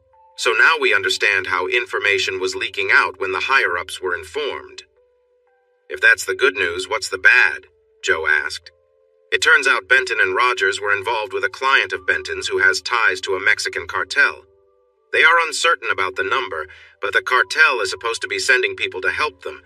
He wants to cancel things, but unless there are many well-trained people coming in, I'm inclined to wrap this up sooner rather than later. What do you all think? Joe said he would support Tim's decision, whatever it was. Jeannie mentioned she would support her team, and Daniel shrugged. After some thought, Nate replied, "We don't want trouble with a cartel, but we need to put an end to this. Give me until the party. I'll find out what I can." Nate urged them to continue planning since their situation could change at any moment, and they needed to stay ready. He paused and jokingly commented, "Of course, I wouldn't mind seeing you in a less formal setup." Jeannie reacted with surprise and blushed, playfully hitting him on the shoulder. "Looks like the playful nature runs in your family, too." He laughed, kissed her on the cheek, and said, "You'd fit right in with the Kellys. You can hold your own against our teasing, and not many can." After enjoying carne asada tacos with lettuce, tomatoes, and guacamole at Dora's table, they thanked her for another delicious meal before heading to the house on the hill. The sun was setting in the west, and the evening air was becoming cooler. A cold front had passed through, with another stronger one expected early tomorrow, though both were dry, meaning little chance of rain. Tim carried wood to the fire pit in the yard and started a fire. Then he brought the redwood chairs from the porch and placed them around the fire, making sure to sit upwind. Jeannie had just finished her bath and changed into a cozy navy blue outfit, with a hood and a red tie belt. Tim was still in his dirty jeans and felt he didn't smell the best, but Jeannie didn't seem to mind. She sat down next to him by the fire, cozying up to him. "Dad's in the shower now," she said with a smile. "He wouldn't go in until I was done, so we have a little time to ourselves." Tim warned her about how he smelled after a long day, but she shrugged it off, snuggled close, and gave him a sweet kiss. Tim returned the kiss, wrapping his arms around her, and they sat close by the warmth of the fire, sharing the moment. Jeannie teased him a bit, shifting slightly in his lap, laughing quietly at his worried expression. "Is my ear okay?" Tim asked jokingly after a playful moment. Jeannie smiled, looked at him, and assured him everything was fine. "You're such a worrier," she said with a light-hearted tone, checking his ear just to be sure. "Nope, you're good." Tim let out a small laugh, relieved. "Between the bite and that scream, I thought you broke something. Hopefully Dad's still singing in the shower, or the cows out back might start making noise." They both chuckled together, and Jeannie gave him a playful tap on the shoulder before taking her seat beside him. The fire crackled as the cool night air settled in, and they enjoyed the peaceful moment in each other's company. When she turned around, both Jeannie and Tim saw their dad standing in the doorway with a serious look on his face. Jeannie blushed and stammered, "Dad, you're done with your shower already." "Yes, young lady. I didn't sing in the shower. I bathed, dried off, got dressed, and came out just in time to hear you two playing around," Dad replied. Tim stayed quiet as he noticed a small smile creeping onto Joe's face. He was curious to see how Jeannie would react after getting caught. At 24 and married for 2 years, she was still Daddy's little girl. "Dad, I was just sitting on Tim's lap and we were pretending to be coyotes," she explained hurriedly. Tim tried not to laugh too hard at her amusing excuse, but it was tough. Dad couldn't hold back his laughter at Jeannie's antics. Soon, Tim joined in the laughter as they both found Jeannie's defensive act funny. After a moment, Jeannie laughed too. "Okay, I give up. But you should have told us you were coming out. Don't you know about privacy?" How could you have known if I didn't say anything? Dad said, making Jeannie giggle. She turned back and sat down on Tim's lap again. This time he kept his hands on the arms of the chair, and Jeannie didn't move around as much. They chatted and enjoyed the cozy atmosphere in the dim light, talking about their day and the sounds of nature outside. As night fell, they roasted marshmallows and shared stories about their cattle drive, Nate and Janice. The laughter continued as they listened to the coyotes calling. Tim helped Jeannie off his lap to grab some marshmallows and forks, then returned with warm chocolate drinks. They savored their treats and admired the stars shining above, clear and bright in the dark sky. At 10 o'clock, they agreed without words to head inside. Tim took his shower and changed clothes while Jeannie went to the bedroom, and Joe climbed into his bunk. As Tim came out of the bathroom, he noticed Joe was lightly snoring. Checking on Jeannie, he found her sleeping as well, her light breathing soothing. They all enjoyed a peaceful night's rest. The delicious smell of coffee, bacon cooking, and biscuits baking woke Tim around 7. Jeannie and Dad were quietly working in the kitchen, chatting softly as they prepared breakfast. Tim tried to sneak quietly into the bathroom, but Jeannie spotted him. "Good morning, sleepyhead," she called out. With one issue settled, he went to the kitchen to accept the cup of coffee Jeannie was holding out for him. Her bright smile brought warmth to the chilly morning, but her playful glance almost made him nervous again. "Dad is taking Dora and me shopping in Laredo for the party tonight. We're leaving at 7:30 and we'll be back after lunch. You don't need to worry about the decorations. Your friends' wives are handling that later this morning, so you have time to move everything out. Oh, and Dora said you should call Nate soon." "Did I sleep for a whole day?" Tim asked, puzzled. "When did all this get planned?" "Dad and I got up at 5:30 and watched the sunrise from the porch. Dora and Daniel came by around 6:15 with the new plan, and here we are. By the way, what about your therapy? I haven't seen you do any. Shouldn't you call for help?" Tim sat quietly, sipping his coffee and enjoying biscuits with gravy, pretending not to hear her. "Tim, can you hear me?" Jeannie called, nudging him gently. He continued eating, looking around and ignoring her. "Tim!" she called again, shaking his arm lightly. Looking down at his food, he mumbled, "A man should be able to enjoy his breakfast before being talked at by his lady, without even a greeting." Joe smiled, and Jeannie frowned as she tried to understand what he had said. When it clicked, she smiled, turned his face towards hers, and kissed him gently. "How are you, darling? And just to be clear, did you just call me your lady?"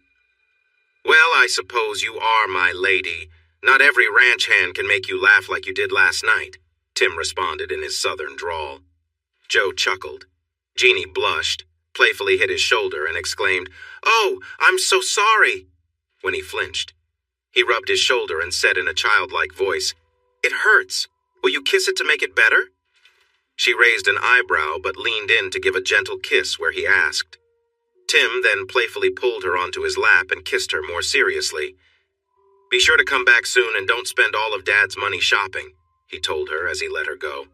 She seemed a bit breathless after the kiss, as if she wanted more, even with Dad around. "No more kisses for you. It's almost 7:30. We'll have to see how nice you look tonight before I think about more kisses. Some of my old friends will be there, and they're very pretty." She playfully pushed him again, then covered her face and said, "I'm so sorry for hurting you." Tim laughed. "I was just teasing about it hurting. I think all the fresh air and exercise have made me feel great because I hardly feel anything anymore." "Best PT around?" Tim felt some improvement. His arm and leg were healing quickly, but they had more pressing issues to deal with. Tim got dressed and took the power wagon to meet Daniel and call Nate. Nate sounded excited on the phone. "You're going to love this, brother. Their friends aren't part of the cartel. They are those same wannabe gangsters we've dealt with before twice, actually, since you weren't there the second time. They can be dangerous, sure, but they aren't connected, not too bright, and not well-trained like real cartel soldiers. If we plan this right, we can stop them before they really begin. I'll be out with a couple of helpers in an hour. We're bringing some supplies and equipment. Can you run the irrigation well enough to overflow your tank and get some water in the creek between the hills? I'll explain more when I get there, okay?" "Sounds good," Tim said. "Dora is out shopping with Jeannie and her dad, so you might want to bring something for lunch. Daniel has the brisket cooked for the party, but we have too much to do to stop for lunch." Nate suggested, How about a tray of enchiladas from Tio Mauricio's cafe, a salad, and some soda? I bet Daniel can find some tortillas, too. Tim agreed that sounded delicious, but they might need a nap afterward. Tim and Daniel turned on the irrigation well. The holding tank filled up quickly and water flowed out into the creek. After turning it off, they talked about Nate's plan. Tim started smiling as ideas came to him, and then they went to the equipment shed to clear out space for the decorating team. There was an oil spot under the tractor, so Daniel used cat litter to soak it up. Then he pulled tables and chairs out of the storage building.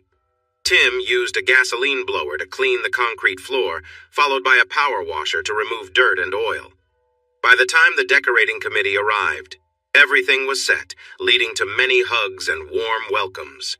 Tim recognized everyone, having known some of them well before they got married, and there were some friendly hugs exchanged.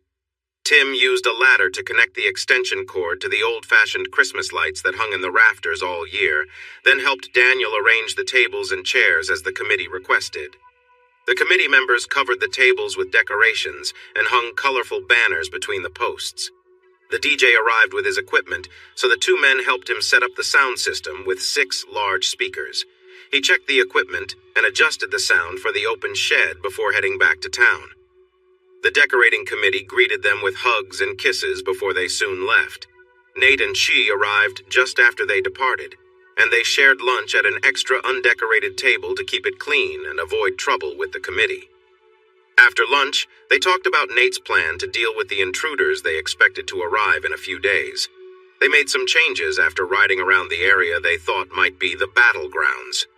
Tim insisted they wait to finalize anything until the colonel could share his thoughts. Chui, a fellow Vietnam veteran, offered many clever ideas for traps, but that meant they had to ensure everyone was aware of them. The shoppers returned around 3 o'clock instead of 1:30, with Joe's pickup truck full of bags. Dora got out, took 2 bags inside, and headed toward the house. Tim, Nate, Chi, and Daniel watched from underneath the palm arbor near the cattle pens. Joe waved to them from the truck window as he drove to the ranch house. By the time they all arrived, Joe and Jeannie were carrying in the other 6 bags. A few bags clearly came from Nuevo Laredo, but Tim also noticed bags from other stores. He wondered aloud how they managed to shop at all those places between 9 in the morning and 2 in the afternoon. Joe joked that he and Dora kept the other shopper on a short leash. I didn't know how long we would be here or what we would be doing, plus I didn't expect to be without a washer and dryer. I needed clothes, Jeannie explained. It looks like you bought a few, Nate teased. But is that really enough for a month? Not even close, but now I know where all the good shops are, Jeannie replied. Turning to Tim, she said, I got you and Dad something too. Nice leather belts with silver buckles from Mexico, new jeans, and Western shirts from Joe Brand. Tim looked at her seriously. You got 5 bags of clothes and we just got a belt, jeans, and a shirt? Isn't that a bit selfish? She smiled and said, Next time you can come with me. With the big party only hours away, Nate and Chewy headed to town. As Jeannie started her preparations, Tim took Joe on a tour of the chosen battlefield to get his thoughts on the updated plans, including the traps Chewy suggested. Like Chewy, Joe was a Vietnam vet and agreed that traps would be helpful in guiding the enemies into a designated area, adding a couple more ideas of his own. Though he was a bit unsure about Nate's plan to catch the enemies off guard, he agreed it could turn the situation in their favor if it worked. If not, the other plans would still be good enough. Back at the house, the men used the small bathroom to clean up while Jeannie took her time in the larger bathroom with the dressing table. When Tim walked out in the new clothes Jeannie had bought, he and Joe burst into laughter, pointing at each other in joyful surprise. Joe's shirt was black with shiny gold and silver patterns across the shoulders and back. Tim wore a white shirt with green vines and bright red roses, and even the cuffs had rose designs. Once they settled down, they opened 2 beers, sat at the table, and joked about their outfits. They had clicked right away, but had grown even closer over the past few days. Maybe it was their shared affection for Jeannie, but mostly they simply enjoyed each other's company. As they sipped their drinks, they heard the door creak open. They both turned to see Jeannie making her grand entrance, and it was indeed something special. Her honey blonde hair flowed down to her shoulders, and her cheerful face had a light touch of makeup, with bright pink lips. Her dress was a mix of vibrant colors, pink, blue, green, and yellow swirling beautifully. The dress had an elastic top that sat comfortably on her shoulders, with white lace accentuating her waist and hips. The skirt flared out elegantly, ending a bit above her knees. Her shiny sandals drew attention to her graceful legs and pretty feet. She wrapped a white shawl around her shoulders, saying it would keep her warm as the night went on. She spun around playfully, showing off her dress, and asked with a smile, "How do I look?" It was clear Tim and Joe were both captivated by her appearance.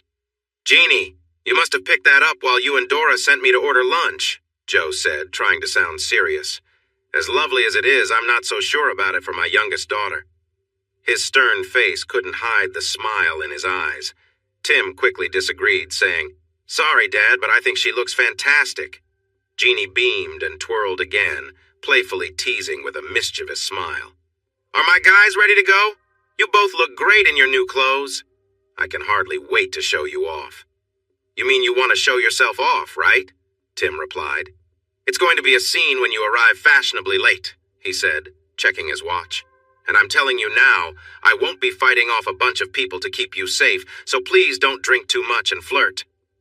Jeannie started to leave, playfully swaying her hips. "Oh, I can't help it if guys think I'm cute and want to talk to me." "Dad, this is your daughter. Can't you handle her?" Tim pretended to plead, and they both laughed. He had a feeling tonight would be interesting. He wondered if his dad had ever seen Jeannie in that tight electric blue dress before. Joe parked right where Dora had saved a spot for him, next to the shed, with the passenger door facing a crowd of people chatting away. Some noticed the new truck, but most continued their lively conversations. Jeannie waited for Tim to open her door and help her down from her dad's tall truck. Normally, she would have jumped right out, but tonight was special, and she wanted to make a good impression on Tim's friends and past flames. Theodora had told her that arriving in eye-catching party attire would grab their attention, and then it was up to her to impress them. She smiled as the chatter around her softened, and all eyes turned toward her and Tim. Tim looked amazing in his tight jeans and fitted shirt, with a black hat and boots. The shiny belt buckle drew attention to his flat stomach. Jeannie held onto his arm a little tighter, enjoying the moment. Dad stepped back, letting his daughter take the spotlight and thinking that maybe the princess was still around, at least a little bit. The next half hour was a mix of meeting new people for Jeannie and reconnecting for Tim and Joe. They laughed at each other's outfits, realizing they fit right in. Jeannie knew her look was working, just like Dora said. Nate wasn't as tall as Tim, but Jeannie thought he looked good in his cowboy clothes. His wife, Linda, was stunning, too. With wavy hair and a figure that looked like a model's, she drew attention with her long legs. Jeannie felt a bit envious of Linda until Linda expressed her admiration for Jeannie's looks, calling her beautiful and complimenting her figure. They quickly became friends, walking off together as Linda insisted that Jeannie meet her friends and share all about her and Tim. "Together again," Nate said with a grin, linking his arm with Tim's. They walked over to a group of men standing by the keg, and Nate kept teasing his wife. "You need to catch up with all your brothers, cousins, and brothers-in-law, and I want to hear all about you and Jeannie." Tim nudged him playfully, and they both laughed as they approached the kegs, where their old friends greeted them warmly. About a dozen men were gathered around the kegs, while an equal number of women surrounded Jeannie at the punch bowl filled with Cheetah's well-known Caribbean rum punch. She claimed the recipe was from her grandmother, but anyone who tried it felt sure it had been made by pirates who enjoyed their rum a little too much. It tasted great, but could easily make anyone dizzy after just a couple of cups. Tim noticed Jeannie was busy chatting and drinking happily, and he worried about her. "Does she handle her drinks well?" Nate asked Joe when he joined them. "She looks so small and is drinking that punch like it's nothing." Joe shook his head. "Not really, but she tends to drink a lot when she feels shy, and she's been nervous all day, so keep an eye on her." "There are plenty of eyes on her, right, guys?" Nate asked the men nearby. They all agreed, saying they would watch over her all night, and smiled at Tim.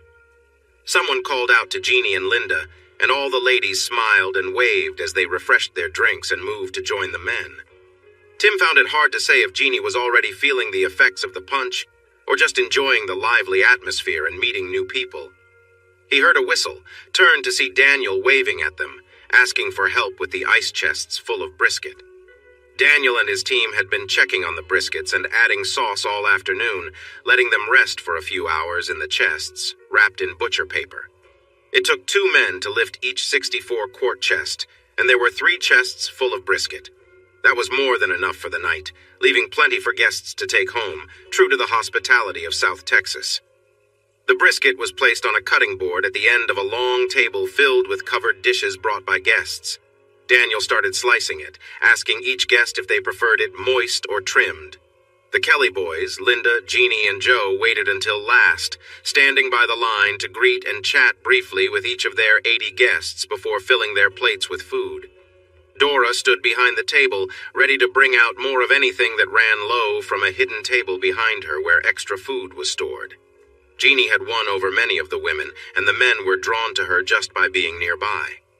Tim knew she was already accepted by the group. After all, Linda treated her like family, and she was with him, which made it easier for everyone. What he wondered was how she described her relationship with him to all the women. He hadn't shown much affection, yet everyone acted like they were together. This made him think, why haven't people mentioned Karen? He figured that Nate, Linda, Dora, and Daniel held the answer. The meal was fantastic. Daniel was an excellent cook, and Dora's special sauce was different from what they usually had in Central and South Texas.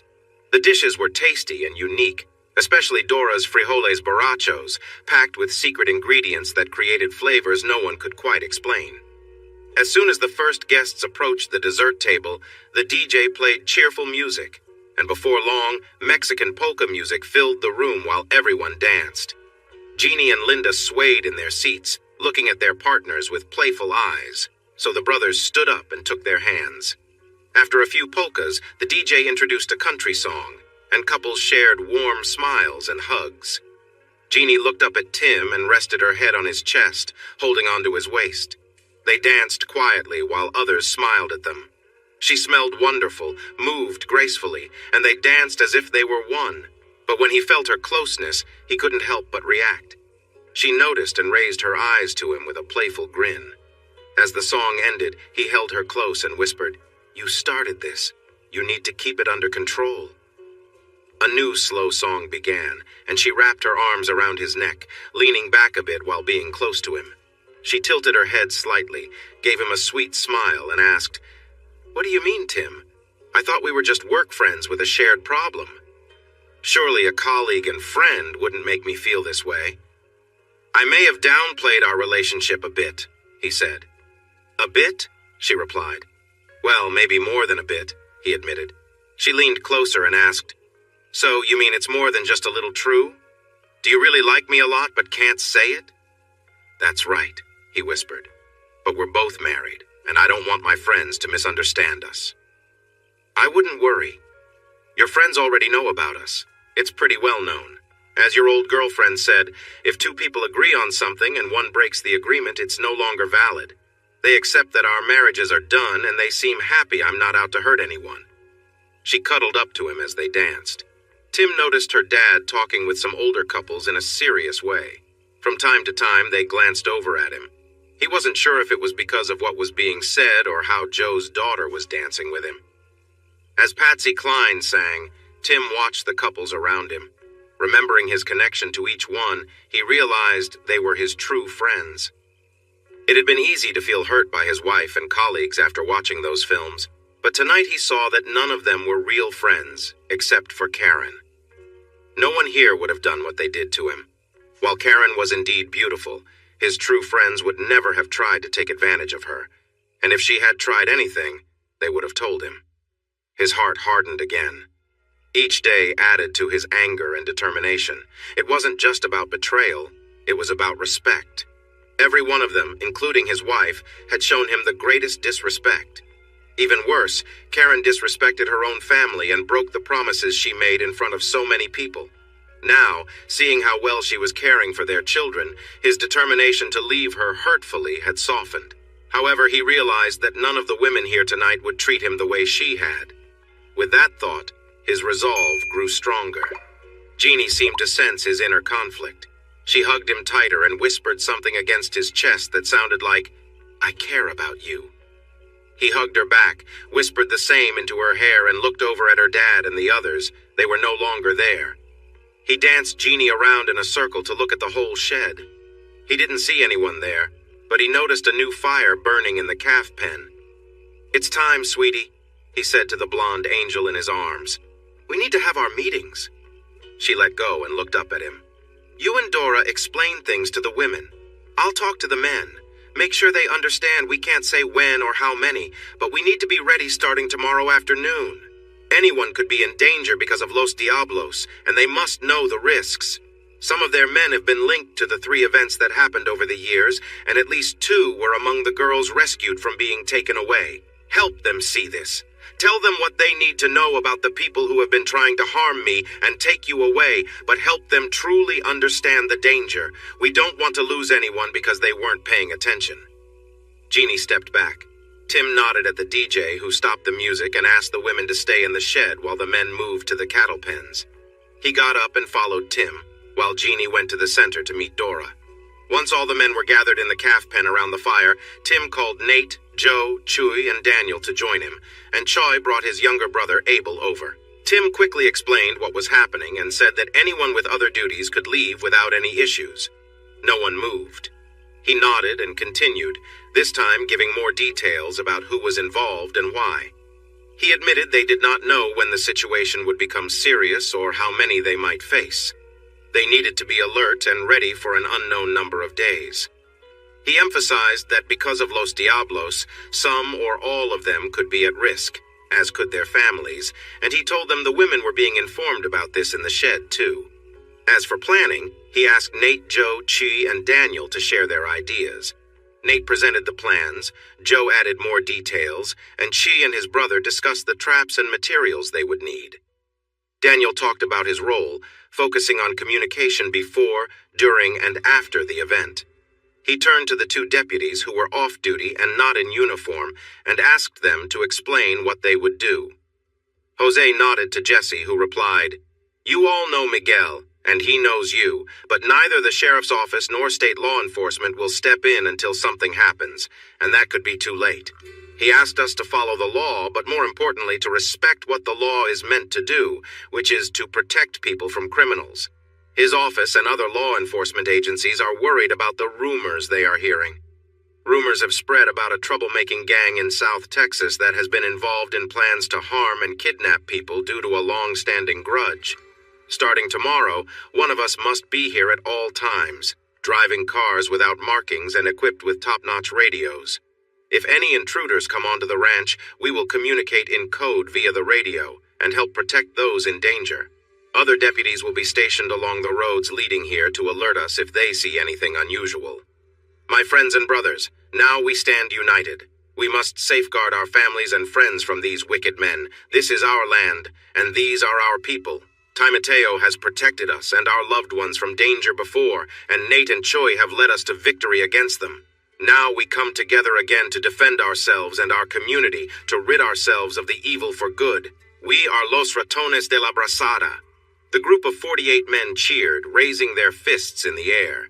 Tim let out a rebel yell, and Nate joined in, inspiring cheers from the others. Once the noise settled, Joe asked who could join a meeting tomorrow at 6 p.m. for a practice run, leading to more enthusiastic cheers and calls of Pandilla Tasa Gio.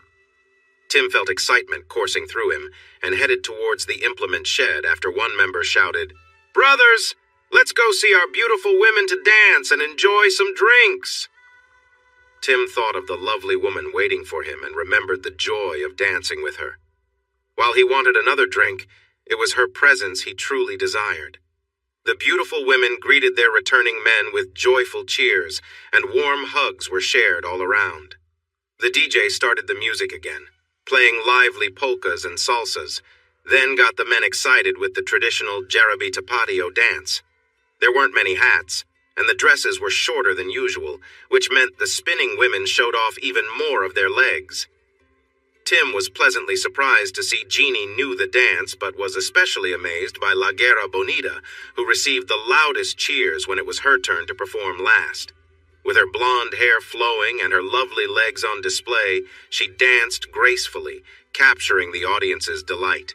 She was fully immersed in the moment, enjoying herself without a care for the crowd's noise.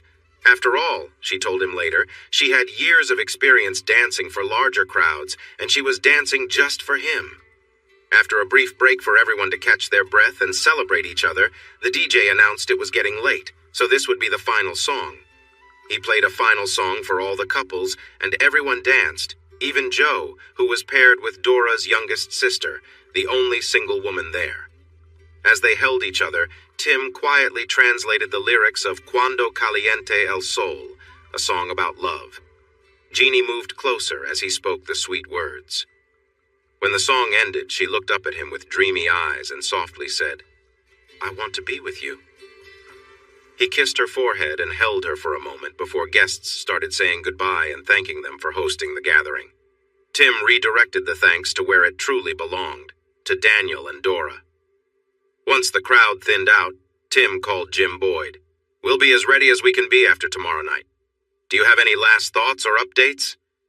"We're confident we found the leaks. We caught them in action on tape. What day works for you?" Boyd replied. "We have a dress rehearsal tomorrow evening. Any time after that works, actually, the sooner the better. My team has lives outside of this, and we are ready to wrap it up." As soon as they got into Joe's truck, he said, "Jeannie, I think Tim should share more about his life before this becomes more serious." "Tim, I'm guessing that Karen never knew about your training or your past, did she?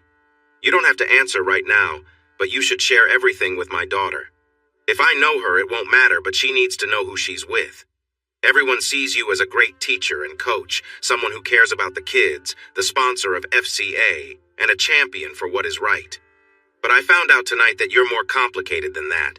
I get it. I'm more than just a dad who sells cars and goes to church myself.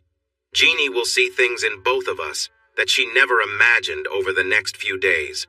But Amelia knows all about me and chose to be with me. You should give Jeannie that same chance to choose." "Yes, sir, I agree. I'll talk to her tonight or tomorrow if that works better," Tim replied. "I'm staying with Chi and Imelda tonight. We'll be up early to prepare for the upcoming event, so you two are on your own until evening tomorrow," Joe said. "See you then." He left to surprise Jeannie with a kiss on her cheek, shook Tim's hand, and drove away. "What was that all about?" she asked with a puzzled look. "He, Chi, Daniel, and their wives had a serious talk about me," Tim explained. "Joe wants me to be open about some things that might concern you. When do you want me to share that?" Jeannie watched his face closely. She saw her frown disappear and a smile appear instead. "Well, we have until evening tomorrow. Let's have that serious talk over coffee then. The dance was a blast, and I have better plans for tonight." She could feel Tim's confusion. He was clearly fascinated by her, but they were both still married. They were married to unfaithful partners, married to people who didn't appreciate them and had caused them trouble. But as the lawyer said, a broken agreement is no longer valid. Once she got him inside the dimly lit house, she turned to face him, pressed her body against his, and pulled his head down for a kiss that she hoped would show how she felt about him. His hands explored her figure, gently moving toward her curves. She adjusted a bit, teasing him with the strength she felt inside. Tim seemed unsure, but she could sense his inner struggle. "They broke the agreement, not us. If one side does not follow through, it means the agreement is over.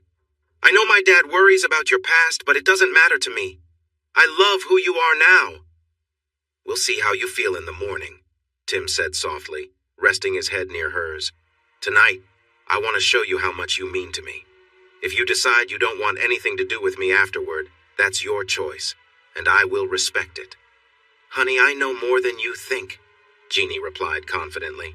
"The women weren't just waiting around while you talked. They were discussing events and how you helped many of them when they needed it. I might seem naive, but I understand my dad better than he realizes, and I know you more than you think." She looked deeply into his eyes, her voice dropping to a more intimate tone, and challenged, "Tonight is going to be unforgettable, Tim. Are you ready?"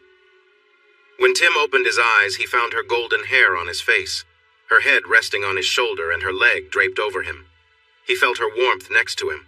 He gently shifted so he could touch her back and admired the softness of her skin. He turned slightly to get a better look at her. It can't be as perfect as it seemed last night, he thought. But he quickly realized his senses told a different story.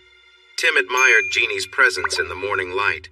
She was graceful, intelligent, and kind, and he had always been drawn to her since they first met more than a year ago. Jeannie had an easy way about her, whether she was coaching or simply talking. Her style and charm, along with her natural beauty, had always caught his attention. He had seen her in various outfits, from professional clothes to casual wear, and even an elegant blue dress. But nothing had prepared him for how stunning she appeared the previous night, when they shared an intimate moment. As they sat together, Tim held her close, thinking back to the night before. It had started like any other time, with gentle kisses that grew more intense as the night went on. There was a new energy between them, something more passionate, and their connection deepened in ways neither of them had fully experienced before. Jeannie's usual calm demeanor shifted, showing a side of her that surprised Tim. She was full of confidence, wanting to explore their relationship with more intensity. It wasn't just a moment of tenderness, but one filled with strong emotions, and they both felt swept up in the excitement of it. Their time together was powerful, but Tim knew that what mattered most wasn't just the heat of the moment. It was the way they connected emotionally, how well they understood each other, and how they always found comfort in each other's company. As they sat by the fire, quietly enjoying the peaceful morning, Tim was reminded that their bond went far beyond any single moment. Jeannie smiled up at him, her usual playful nature returning.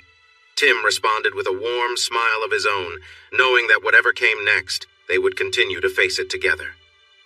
The sun began to rise, casting a soft glow over the yard, signaling the start of a new day. Tim held Jeannie close, appreciating the warmth of the moment between them. He admired her beauty and grace, feeling lucky to be so close to someone he had quietly admired for so long. As they shared a tender embrace, their connection deepened, with soft kisses and gentle touches that felt meaningful and intimate. Their shared time was filled with affection, but there was a calmness between them as well, something that felt comfortable and right. Tim kissed her softly, letting the moment unfold naturally, enjoying the closeness they had built over time. Jeannie smiled warmly at him, her eyes reflecting the care and trust they had in each other. They sat together, enjoying the simple pleasure of being near one another, letting the peacefulness of the night wrap around them.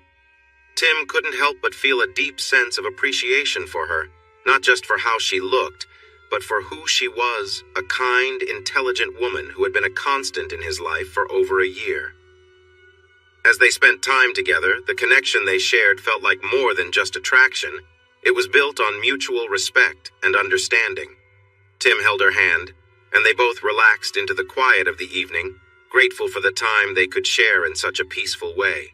Their bond grew stronger in those moments, not through words or actions, but simply by being there for each other, enjoying the warmth of their friendship and the trust they had built over time.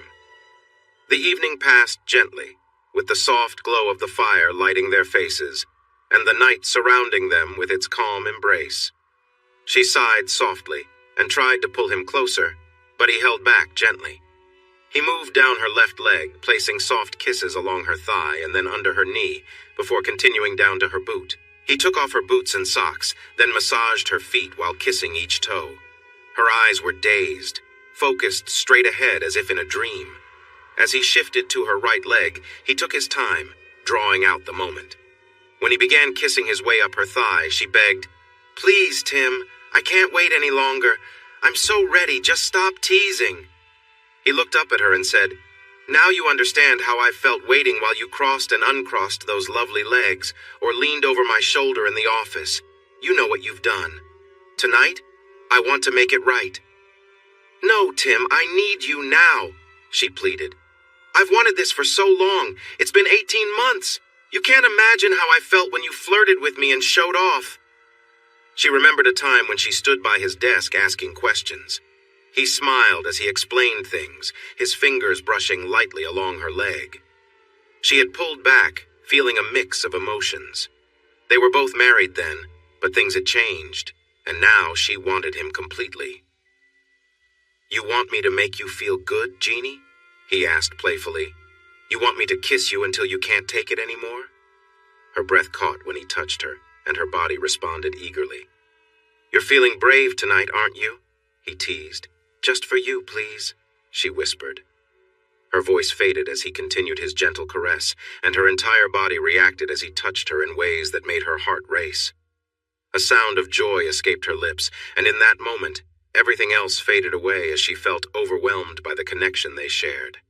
Eventually, she relaxed, resting against the table, feeling safe and content. Tim admired Jeannie, taking in the quiet moment. She was still and relaxed, a peaceful calm after an intense connection. He gently held her, feeling her heartbeat slow and steady, and smiled to himself, proud of the bond they shared. They had spent the evening together, growing closer in ways that transcended words, a connection that was built on mutual trust and understanding. He called her name softly, checking to make sure she was okay after the overwhelming emotions they both experienced. She didn't respond immediately, but Tim knew she was fine, just resting, worn out from the intensity of their time together.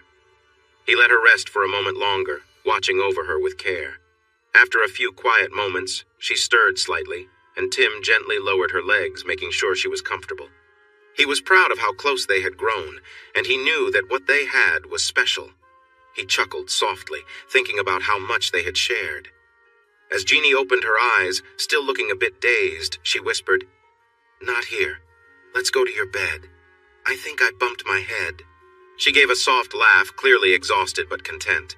Tim helped her up gently, guiding her with care.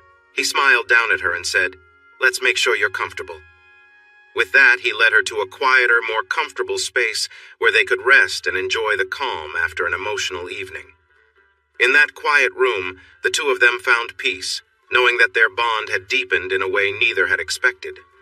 The night had been intense, but it had also been filled with respect and understanding, something they both cherished deeply. They lay down together, simply enjoying the comfort of each other's presence, ready to face whatever came next.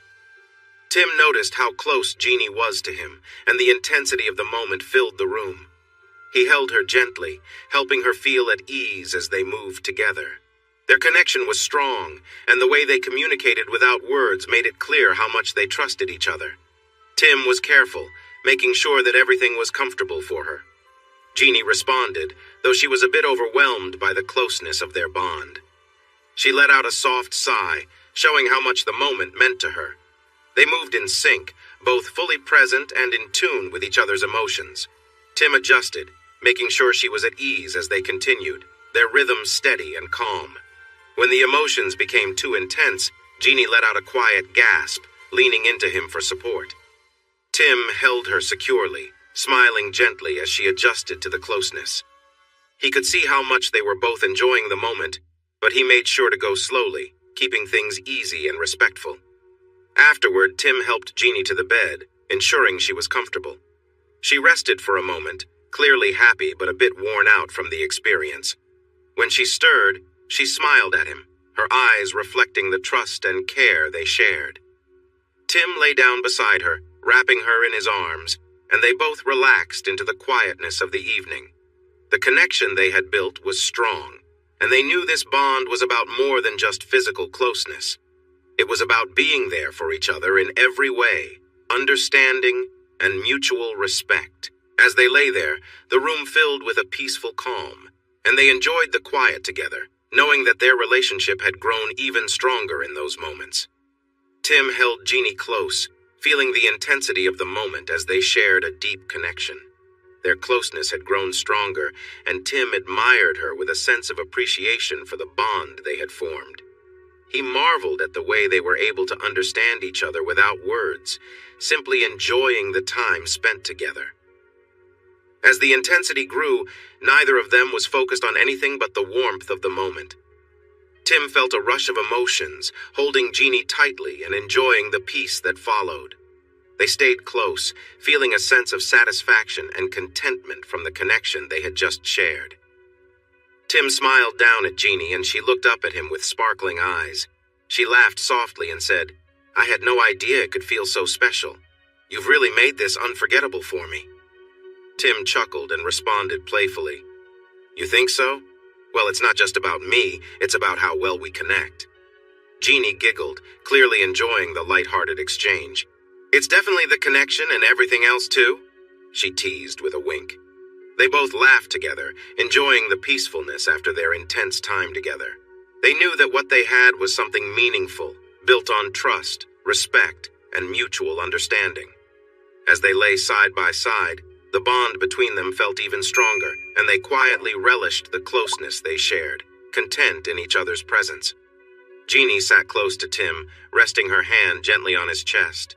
She smiled, clearly feeling at ease, and looked into his eyes. There was a playful glint in her expression as she spoke softly. "I feel like I've found a whole new side of myself," she said with a light laugh. "I never knew I could feel this way, and it's all because of you."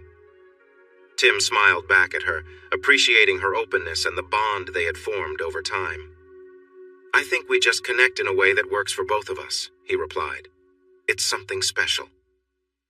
As they sat there together, the connection between them deepened, and they shared a quiet moment, reflecting on how much they had grown closer. Jeannie rested her head on Tim's chest, feeling content in the calm of the moment. "I've never experienced anything like this before," she murmured. "You've made me feel things I didn't know I could feel." Tim chuckled softly. "I guess we've been getting to know each other for a long time now. Maybe that's why everything feels so natural." Jeannie nodded, clearly in agreement, and let out a small laugh. "It does feel like we were meant for each other," she said quietly, her head still resting on his chest. "Whatever it is, I'm just glad we're here together." They stayed like that for a while, simply enjoying the peace and the connection they had built. Their relationship felt strong, full of mutual respect and understanding, and they both knew that what they had was something special. As the night grew quieter, they rested together, feeling completely at ease, knowing that their bond was built on more than just physical closeness. It was something real, and it was theirs to cherish. Tim looked at Jeannie with a serious expression, but kept his tone playful. "I just want you to know, I'm not letting go of this. Whatever we've found, I'm holding on to it." With a joking pout, Tim added, "But you know, every time you pass out on me, you leave me hanging. What do you think? Maybe it's time I get my turn?" Jeannie couldn't help but laugh at his mock complaint. "All right, big guy, I'll try my best," she teased. "Even if I can't keep up, you just do what you need to, okay?" Tim smiled, getting up from the bed. He playfully told her, "All right then, let's make this about me for once." He guided her gently, positioning her on the bed in a way that made her comfortable. The mood was lighthearted, and they both laughed together, enjoying the moment. As Tim moved closer, Jeannie glanced back at him with a playful grin. She was clearly having fun, and the mood was one of mutual teasing and affection. They shared a moment of closeness, filled with trust and understanding. Tim gave her a playful tap, and Jeannie responded with exaggerated squeals, pretending to be hurt. They both laughed, the lighthearted atmosphere filling the room. The teasing continued for a bit, with them both exchanging smiles and laughter, showing how comfortable they had become with one another.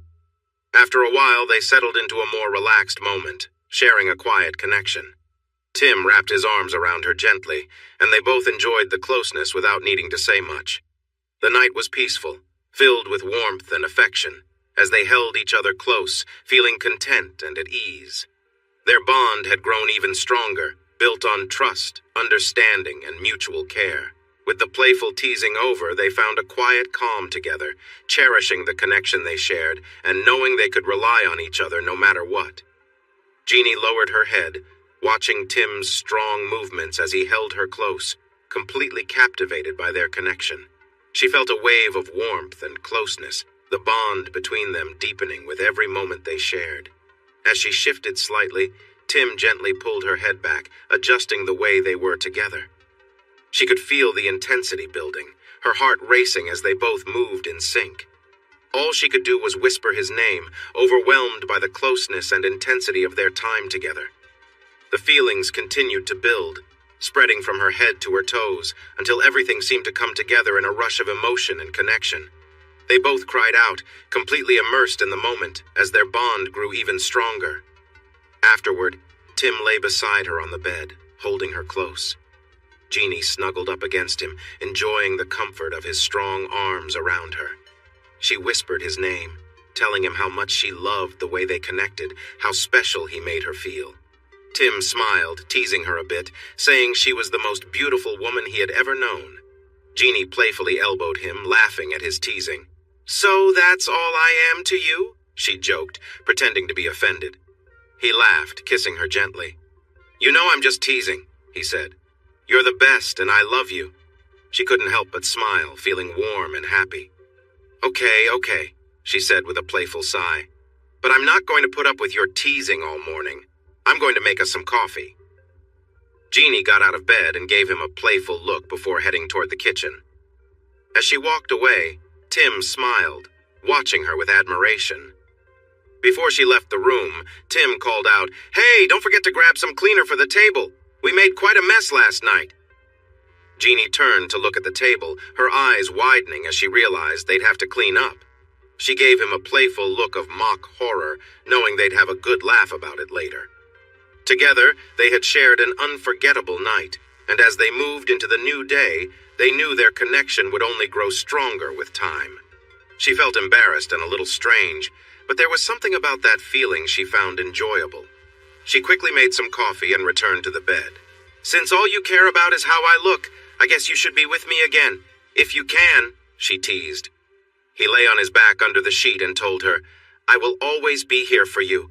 I care about you." She kissed him eagerly. One hand touched his back while the other explored her own body. "Ow! Now I feel sore. Maybe we should drink that coffee now," she suggested. He moved closer, and they shared an intimate moment together. She moaned softly, feeling a rush of sensations. After a while, they both relaxed, feeling a mix of exhaustion and satisfaction. After some time, she got up and went to the bathroom to shower. He attempted to follow, but she closed the door and said, "No more of that, I need a little time.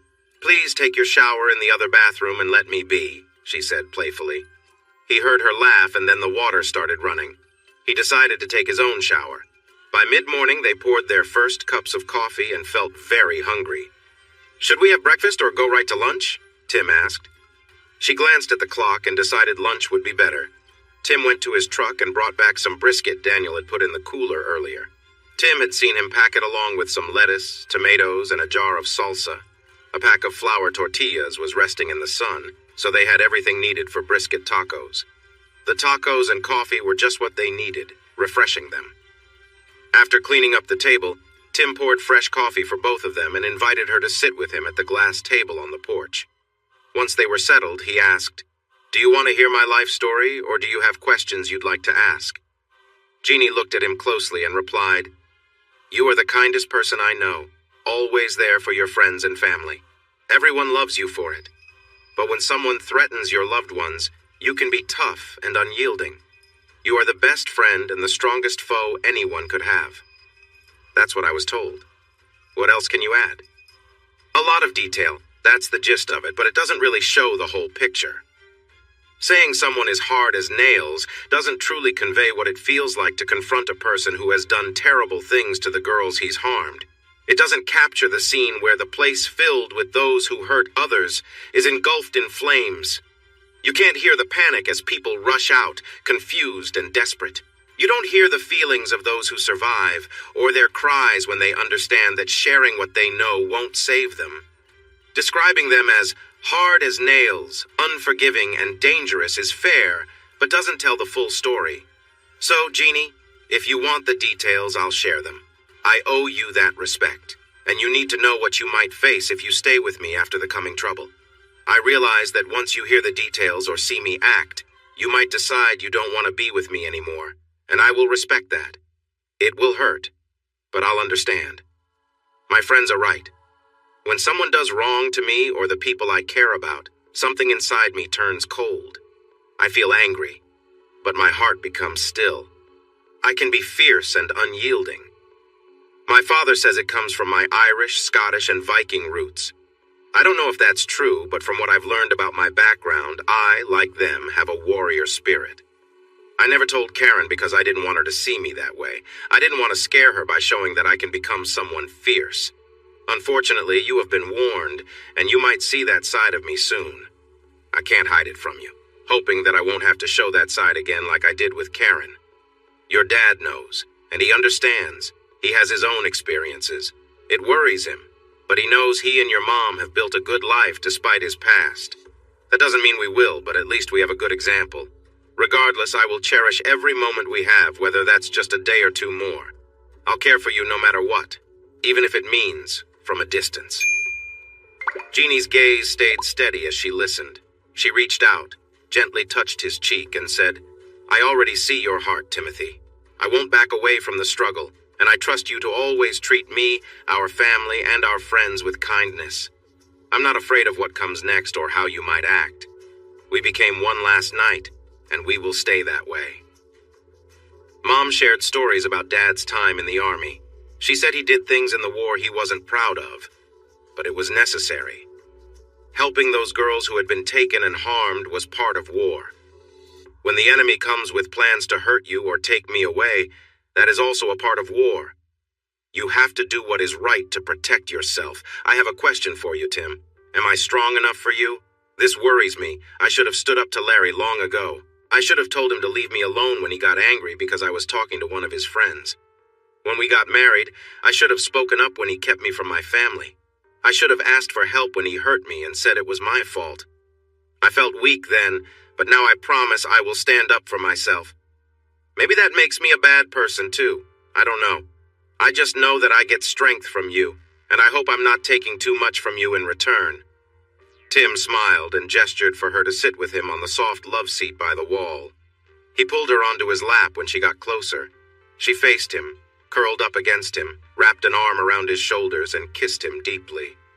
After her bath, Jeannie wore a short, off-the-shoulder yellow dress with pretty designs, and she had cute sandals on. She seemed to have chosen to skip wearing anything underneath. Tim's hand gently moved along her leg. She broke the kiss, adjusted her dress, and pulled him closer. Hey, can you two take a break? Nate called out. It's entertaining, and Jeannie looks amazing, but we have serious things to work on. Take a short break, go talk to Nate, and let's make important decisions before the coop meeting. Jeannie felt a bit embarrassed that Nate saw them, but she didn't pull away. She just looked over her shoulder and said, Your timing is off, Nate. Just a few more minutes and I wouldn't have lost track of time. Tim lifted his head, adjusted her dress, and replied, Joe said we had until 3. We're ahead of schedule. That was before we got the update that they're coming this afternoon and should arrive around dark. Tim laughed and shook his head, turning to Nate. All right, man, let's focus. We've got things to do, so let's keep things moving. Jeannie stood up slowly, stretching and playfully teasing both Tim and Nate with her carefree attitude. She leaned over to give Tim a kiss, but Nate quickly looked away, feeling the playful tension in the air. Tim chuckled and lightly scolded her. Jeannie, quit messing with Nate. He's already distracted enough. Jeannie, with her usual playful charm, turned to Nate and said, Did I cause that, Nate? Maybe you should hurry back to your wife after this. Looks like you could use the break. Nate laughed it off, shaking his head. You're too much, Jeannie, he said, smiling as he made his way to his truck. Once they were ready to leave, Tim grabbed his boots and jeans, and Jeannie slipped on socks and boots too. They walked over to Nate's truck, and when Jeannie tried to sit in the back, Tim winked and said, Why don't you ride up front with us? I'm sure Nate can handle it. Jeannie grinned, adjusting her outfit as she slid into the middle seat between the two men. Nate tried his best to stay focused, but he couldn't help but glance over at her, clearly a bit flustered. He started the truck and with a smile muttered, This gear shift is slick. Hope I don't slip. The three of them laughed, enjoying the lightheartedness of the moment. Jeannie, never one to miss an opportunity for a bit of fun, said, So, Tim, do big personalities run in your family? Nate sure seems to have one, too. Nate chuckled, catching on to her teasing. If Tim's the big guy, I'm right up there with him, he joked. Tim shrugged and played along, replying, I wouldn't know. You'll have to ask his wife. Jeannie grinned at the playful banter, but Nate quickly added, Only Linda gets to ask questions like that. They all laughed as they drove off, enjoying the playful mood and camaraderie, knowing they had work ahead but still appreciating the light-hearted moments they shared as friends. You'll just have to trust me on this, Nate replied. You mean trust you again? Tim teased. You know we dated before she chose you. Nate said, Well, maybe I should let Jeannie check my pet snake. Of course, she might want to play with it, and then what happens to you? Oh, I'm not worried. She won't go for something smaller. She likes what she has, Tim answered, and everyone chuckled. As they got closer to the barn, they noticed several cars already parked. Nate parked beside the barn, and they greeted the group gathered there. I hear the troublemakers are eager to arrive and get started, Tim said with a grin. Good to see the leaders are ready to greet them. He asked for updates, saying, "We overslept this morning, so fill me in." The smiles quickly turned into loud laughter that made him stop short. He pretended to frown, acting confused. "What? I didn't say anything funny," he said with playful annoyance. Laughter continued, and Jeannie turned red when everyone glanced her way. "Overslept? Sleeping is not what everyone trying to work out here heard. In fact, Daniel thinks you didn't sleep at all last night. He wondered if the howling coyotes and the wildcats kept you awake. Or maybe it was the other way around." Jeannie blushed deeply and hid her face against Tim's back, avoiding her dad's gaze and the looks from the others. Tim tried to hold back his laughter, but finally said, "Yeah, I heard a wildcat a few times, but Jeannie kept dozing off, so she probably missed it." She pinched him gently on the back and stayed hidden for a moment as the laughter faded. Then she stepped around him to face her friends. "Okay, you all are being mean. Just because I'm from the city and don't know much about the creatures out here doesn't mean you can tease me." They laughed again, and she added bravely, "Some of you even warned me last night, but I didn't really know what to expect, so yes, maybe I screamed a little, or something, a few times." Even her dad started laughing, but she pushed on. "Maybe my fear of the night is something I inherited. I definitely heard my mom scream often enough when I lived at home," she said, giving her dad a pointed look, which only made him laugh harder. "Listen, everyone, I think it's time for you to let me have a bit of dignity and stop bringing up my family issues." She stood firmly with her hands on her hips, trying to look serious, but a small smile kept creeping onto her face. "What do you mean by gentlemen and ladies?" asked Abel. "I don't know. I think it means ladies and gentlemen, you know, those people in fancy clothes who dance," replied Juan. "There aren't any of those here. Besides, how can it be night terrors in the morning?" The crowd, including Tim, burst into laughter. Jeannie tried to stay serious for a moment, but soon joined in. Once the laughter faded, she playfully swatted Tim on the chest, careful not to touch his injuries, and said, "This is all your fault." Tim smiled back. "I'll take the blame, but I must say you are easily scared." She playfully hit him again, wearing her funniest smile, and rested her head against his chest. Linda and the other ladies stepped in, saying they should go with her to escape the teasing from the men. They headed toward the house, and as the men watched, Juan shouted, "There go the ladies!" The women linked arms and walked off with a lively bounce. The men chuckled, but then their mood changed. "I'm sorry for dragging you into this," one said. "Maybe you should go home to your families. We can handle this without putting you in danger." "You mean like when my wife and his sister were taken?" Pablo responded, pointing at Juan. "It wasn't your problem then, but now we're part of this. No one is going to just stand by while you face those people. I can't believe my brother would even suggest that." All the men nodded in agreement. Tim felt a lump in his throat and apologized for his earlier mistake. "I'm sorry. That was my fault." She clapped him on the back and replied, "No worries, brother." Tim cleared his throat and entered the storage room. He moved a large saddle stand and unlocked a hidden padlock, lifting a trap door. He carefully descended a few stairs and opened a door with a combination lock. Joe, Daniel, Chi, and Nate began passing up supplies from the storage area. They organized everything into 6 neat stacks. Each stack held 2 long-range rifles with night scopes, 3 shotguns, and 6 rifles with extra ammo. They also brought up a launcher for special devices. When Tim emerged after closing everything, he noticed his friends looking astonished. "Wow, Tim, you've been working hard.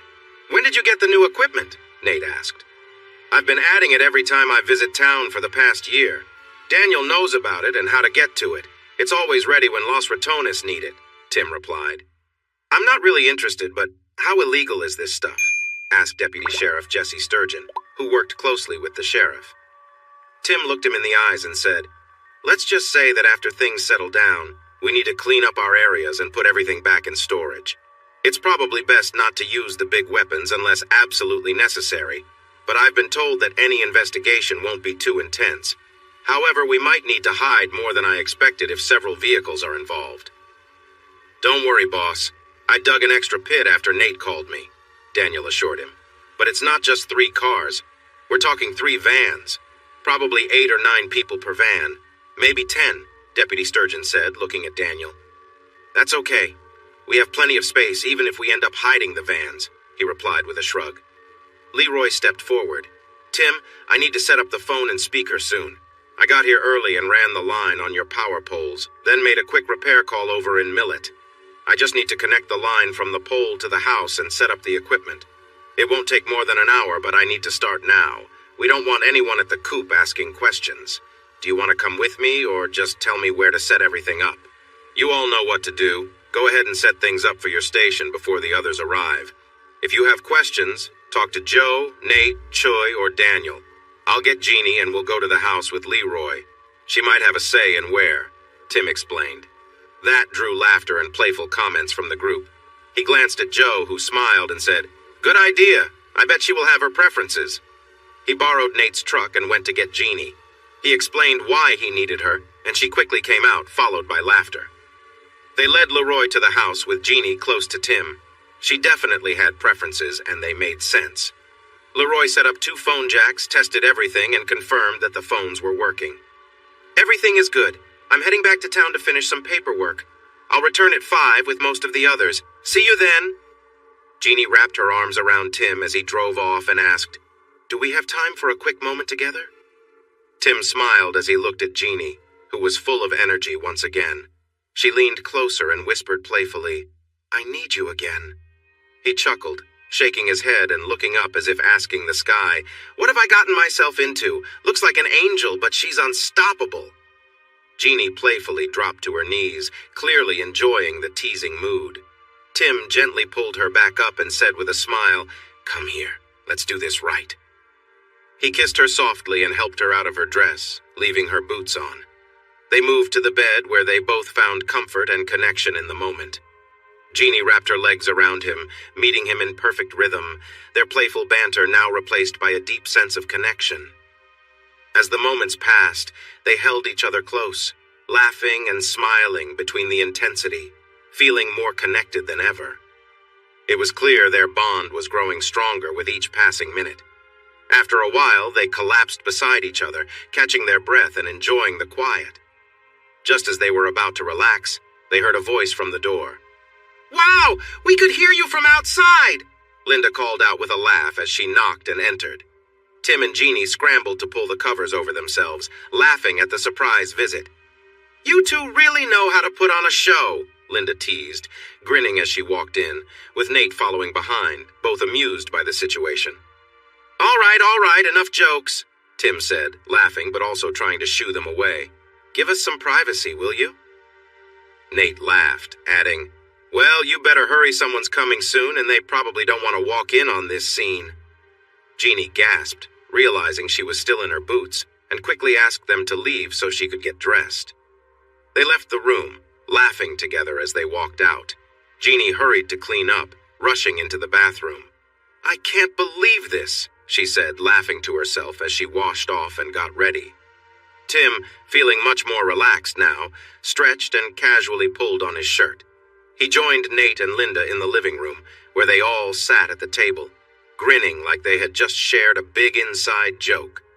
Soon, the sound of the shower turning off echoed from the bathroom, and they could hear Jeannie moving around as she finished getting ready. The mood was light, filled with laughter and the comfortable camaraderie of close friends. She came out of the bathroom and headed to the bedroom, but stopped in surprise when she saw her dad.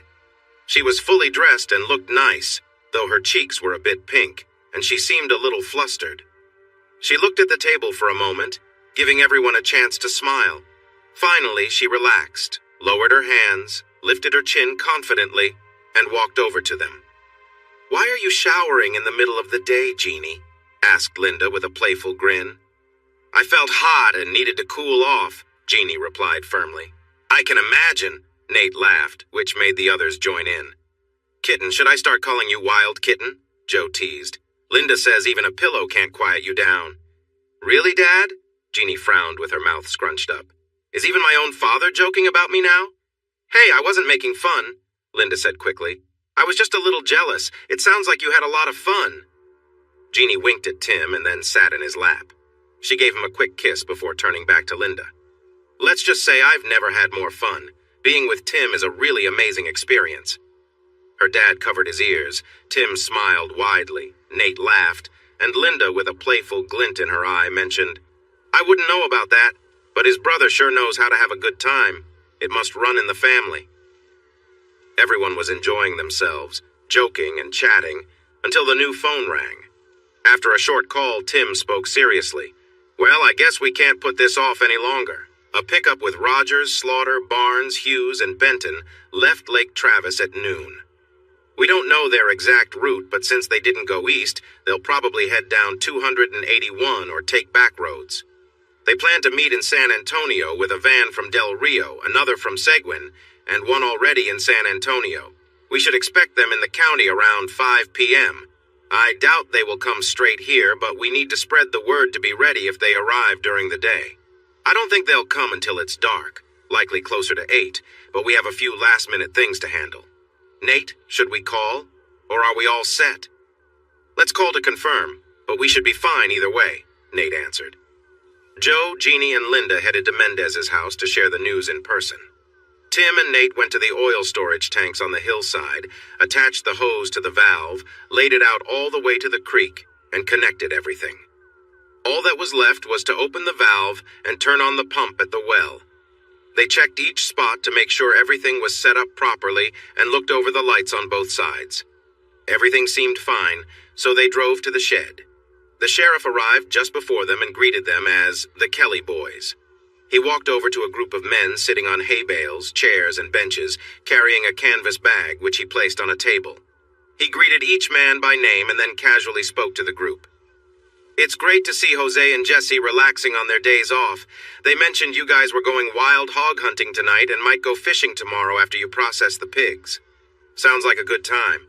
And I wish I could join you, but work keeps me busy. Looking at Tim, he added, You're even more alone out here than usual. I got your neighbors to head into town for a couple of days. I doubt I'll have much luck with Dora, Daniel, and the others, but we heard today about a group of 5 criminals wanted in the Austin area for some serious charges. They claim they have teamed up with a new gang. They call themselves Los Angeles del Diablo now, but they've been around for a while. They used to cause trouble in this county a few years back before moving on. Now they claim parts of the counties near US 90 west of San Antonio and the Del Rio area. They are known to deal in illegal drugs and human trafficking, and they also make questionable films. The 5 criminals may be working with the Devil's Angels, but we aren't sure how or why they teamed up. This is just a rumor for now, but an informant tells us they plan to hunt down a man and kidnap a woman in our county. The man is said to be the leader of a rival gang they are feuding with, and the woman is the ex-wife of one of the criminals. Los Angeles thinks if they succeed, they can regain power in these counties, buy off or scare the law enforcement, and improve their smuggling routes.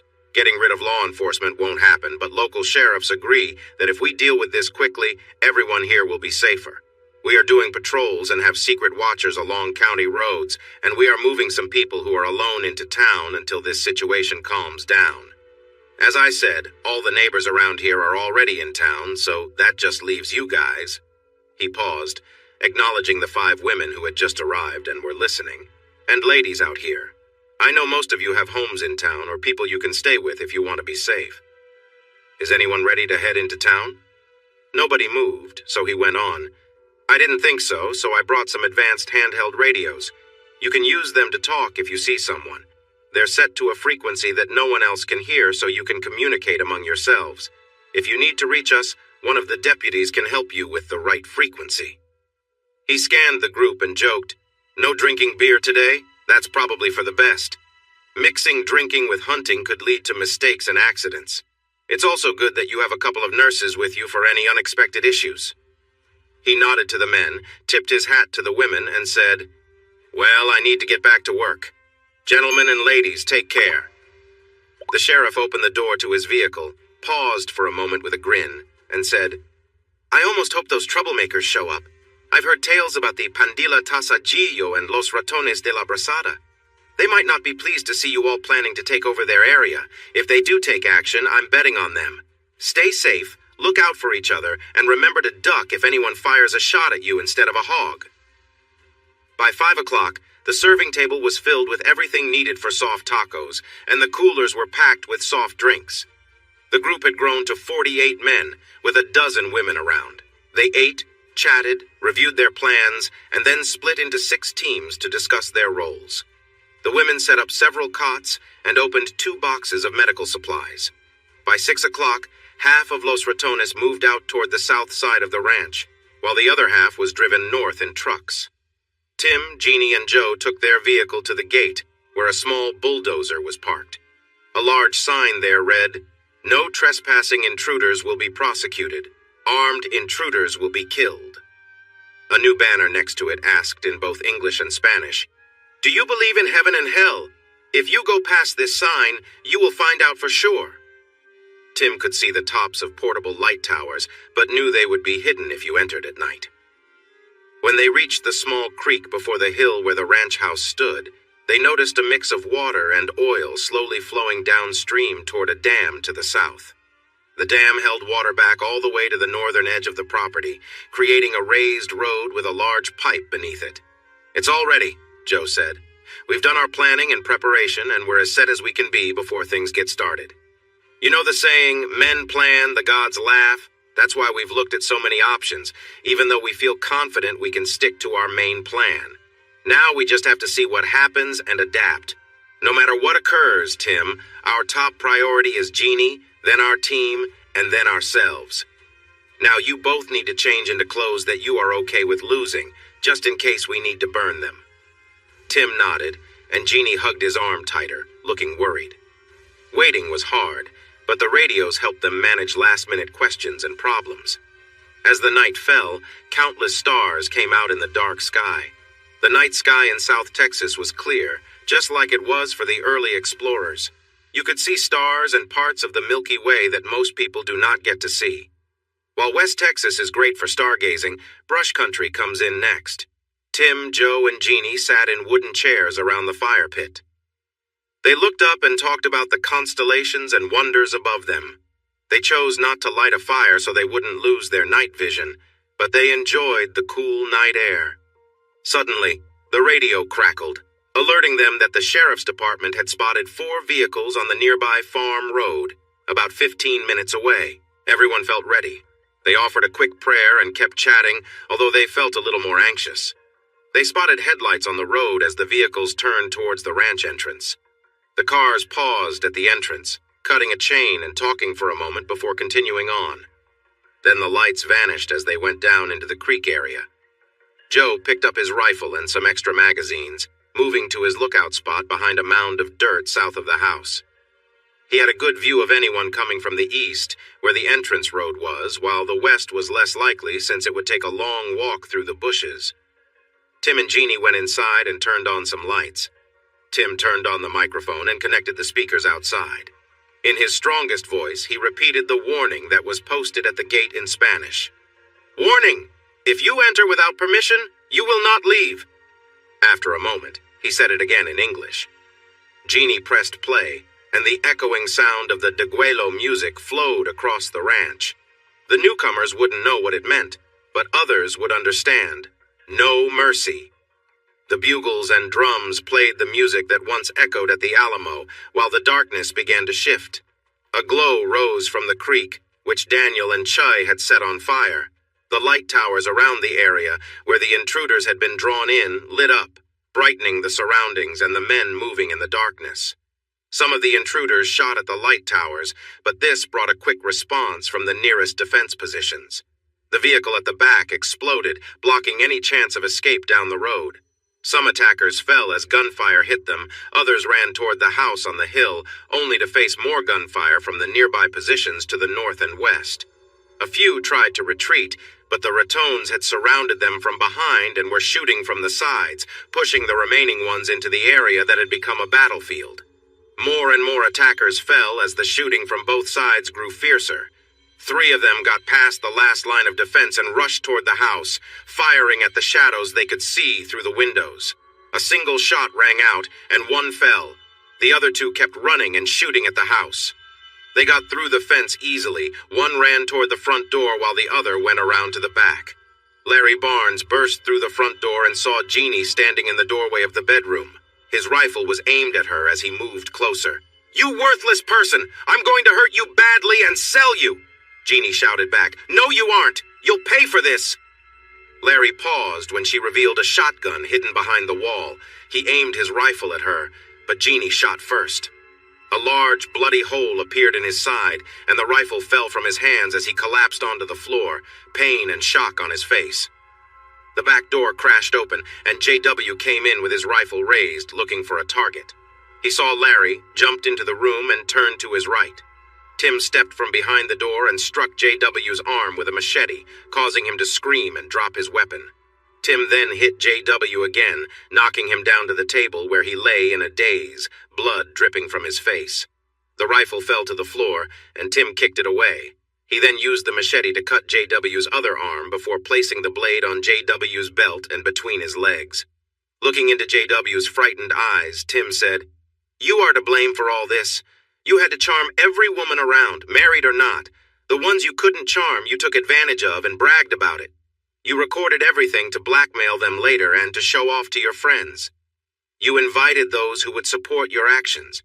You found a group involved in illegal activities who were foolish enough to buy your low-quality films, featuring people who were not in great shape, and to buy the women you decided to leave behind. You are fully responsible for what happened to your friends tonight, and for what is about to happen to you." Tim swung the machete down swiftly, cutting J.W.'s pants, causing him to cry out in pain and fear. He begged for mercy, but found none in the eyes of the man he betrayed. "I will show you the same mercy you gave to Jeannie, Dana, Carla, Jennifer, and the others, none. You will scream, beg, and cry, and at some point you will wish for the end, but I will keep you alive and suffering for as long as I can. I want you to arrive in your last place wearing the face of pain," Tim said as he cut deep into J.W.'s thigh, causing blood to flow. "Don't get worked up. It hurts now, but it will take time for you to bleed out. By then, it will be just one of your problems." He pressed the machete into J.W.'s other leg, pulling it slowly, leading to another scream. "Tell me, what made you think turning my wife into a performer was a good idea? You used to live in South Texas. Didn't you hear the stories?" "No, I swear, if I had known you were involved, I would have stayed away from her. By the time I found out, it was too late, and we thought we had to act first," J.W. said, pleading. Tim glanced at Jeannie, who was holding her shotgun steady on Larry, who was looking at her with weakness. He saw no compassion on her face, but still pleaded. She replied coldly, "What compassion did you show me when you hurt me? The last time you caused me serious injuries and didn't help me at all. Now, Larry, you know how I felt. The truth is, no one will come to save you like Tim did for me. No one will care for you, help you heal, or make you stronger. Instead, you will die here, and your body will be lost somewhere far away while you face consequences forever. Jeannie, go outside and call your dad. We need to check on him and see how everyone else is." She opened the door and called for him, only to hear J.W. yell in pain again, his face injured and bleeding.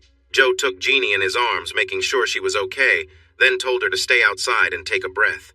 He went inside and heard another loud scream. J.W.'s pants were cut, and he was bleeding. Joe spoke to Tim and then gently touched his arm, which was holding the machete. "We need some answers, Tim, and he can help us. Please step outside for a moment. Jeannie needs you." Tim looked at Joe, nodded, and stepped outside to embrace Jeannie. He could hear Joe talking to Rogers, saying they needed him to be honest, but he would let Tim take over if he didn't. Nate's truck arrived, and he, Daniel, Chewy, Jesse, and Jose got out, while Chivo climbed out of the back. He said, "We have one more for you, Theo. The guy was hiding and acting scared, so don't bring him inside." Tim looked at Barry Benton all tied up. He turned to Chivo and Nate. "Drive back to the hoist where we prepare deer and hogs. We'll lift him, clean him up, and take his clothes off. Then we'll see if he shares what we need to know. Joe was talking to JW, but I might have been too rough too quickly. Let Chivo handle this. He's good with a knife. Tim then asked Chuy and Daniel, "Is everyone okay?" They both smiled. Choi replied, "Just some scratches on our side, but the others lost most of their team except for this guy and 3 others who were hurt." "What happened here?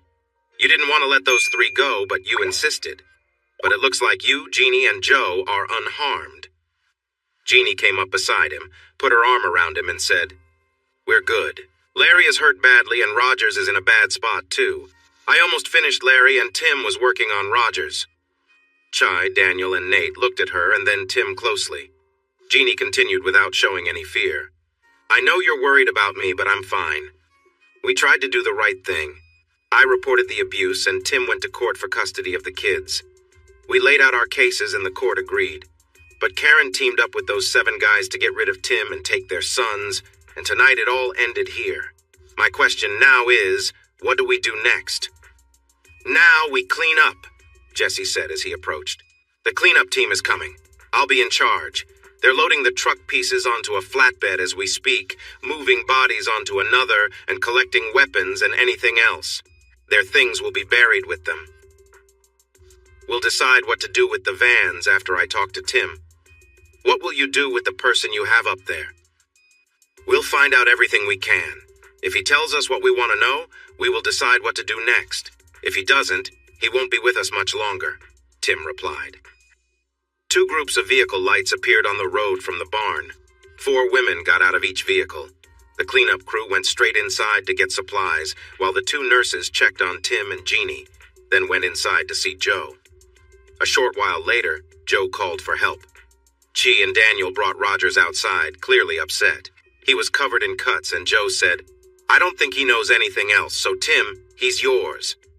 Tim grabbed him by his curly black hair and started dragging him toward the hoist. He screamed and struggled but couldn't fight back. Daniel and Chuy lifted him off the ground. His cries grew louder. They dropped him in front of the hoist, where other tasks had been done. Chivo shined a light on the new arrival. "You see that? That's how you'll end up in 15 minutes unless you tell us what you know. We want names, roles, and where everyone else is." Tim felt satisfied seeing the fear on Rogers' face.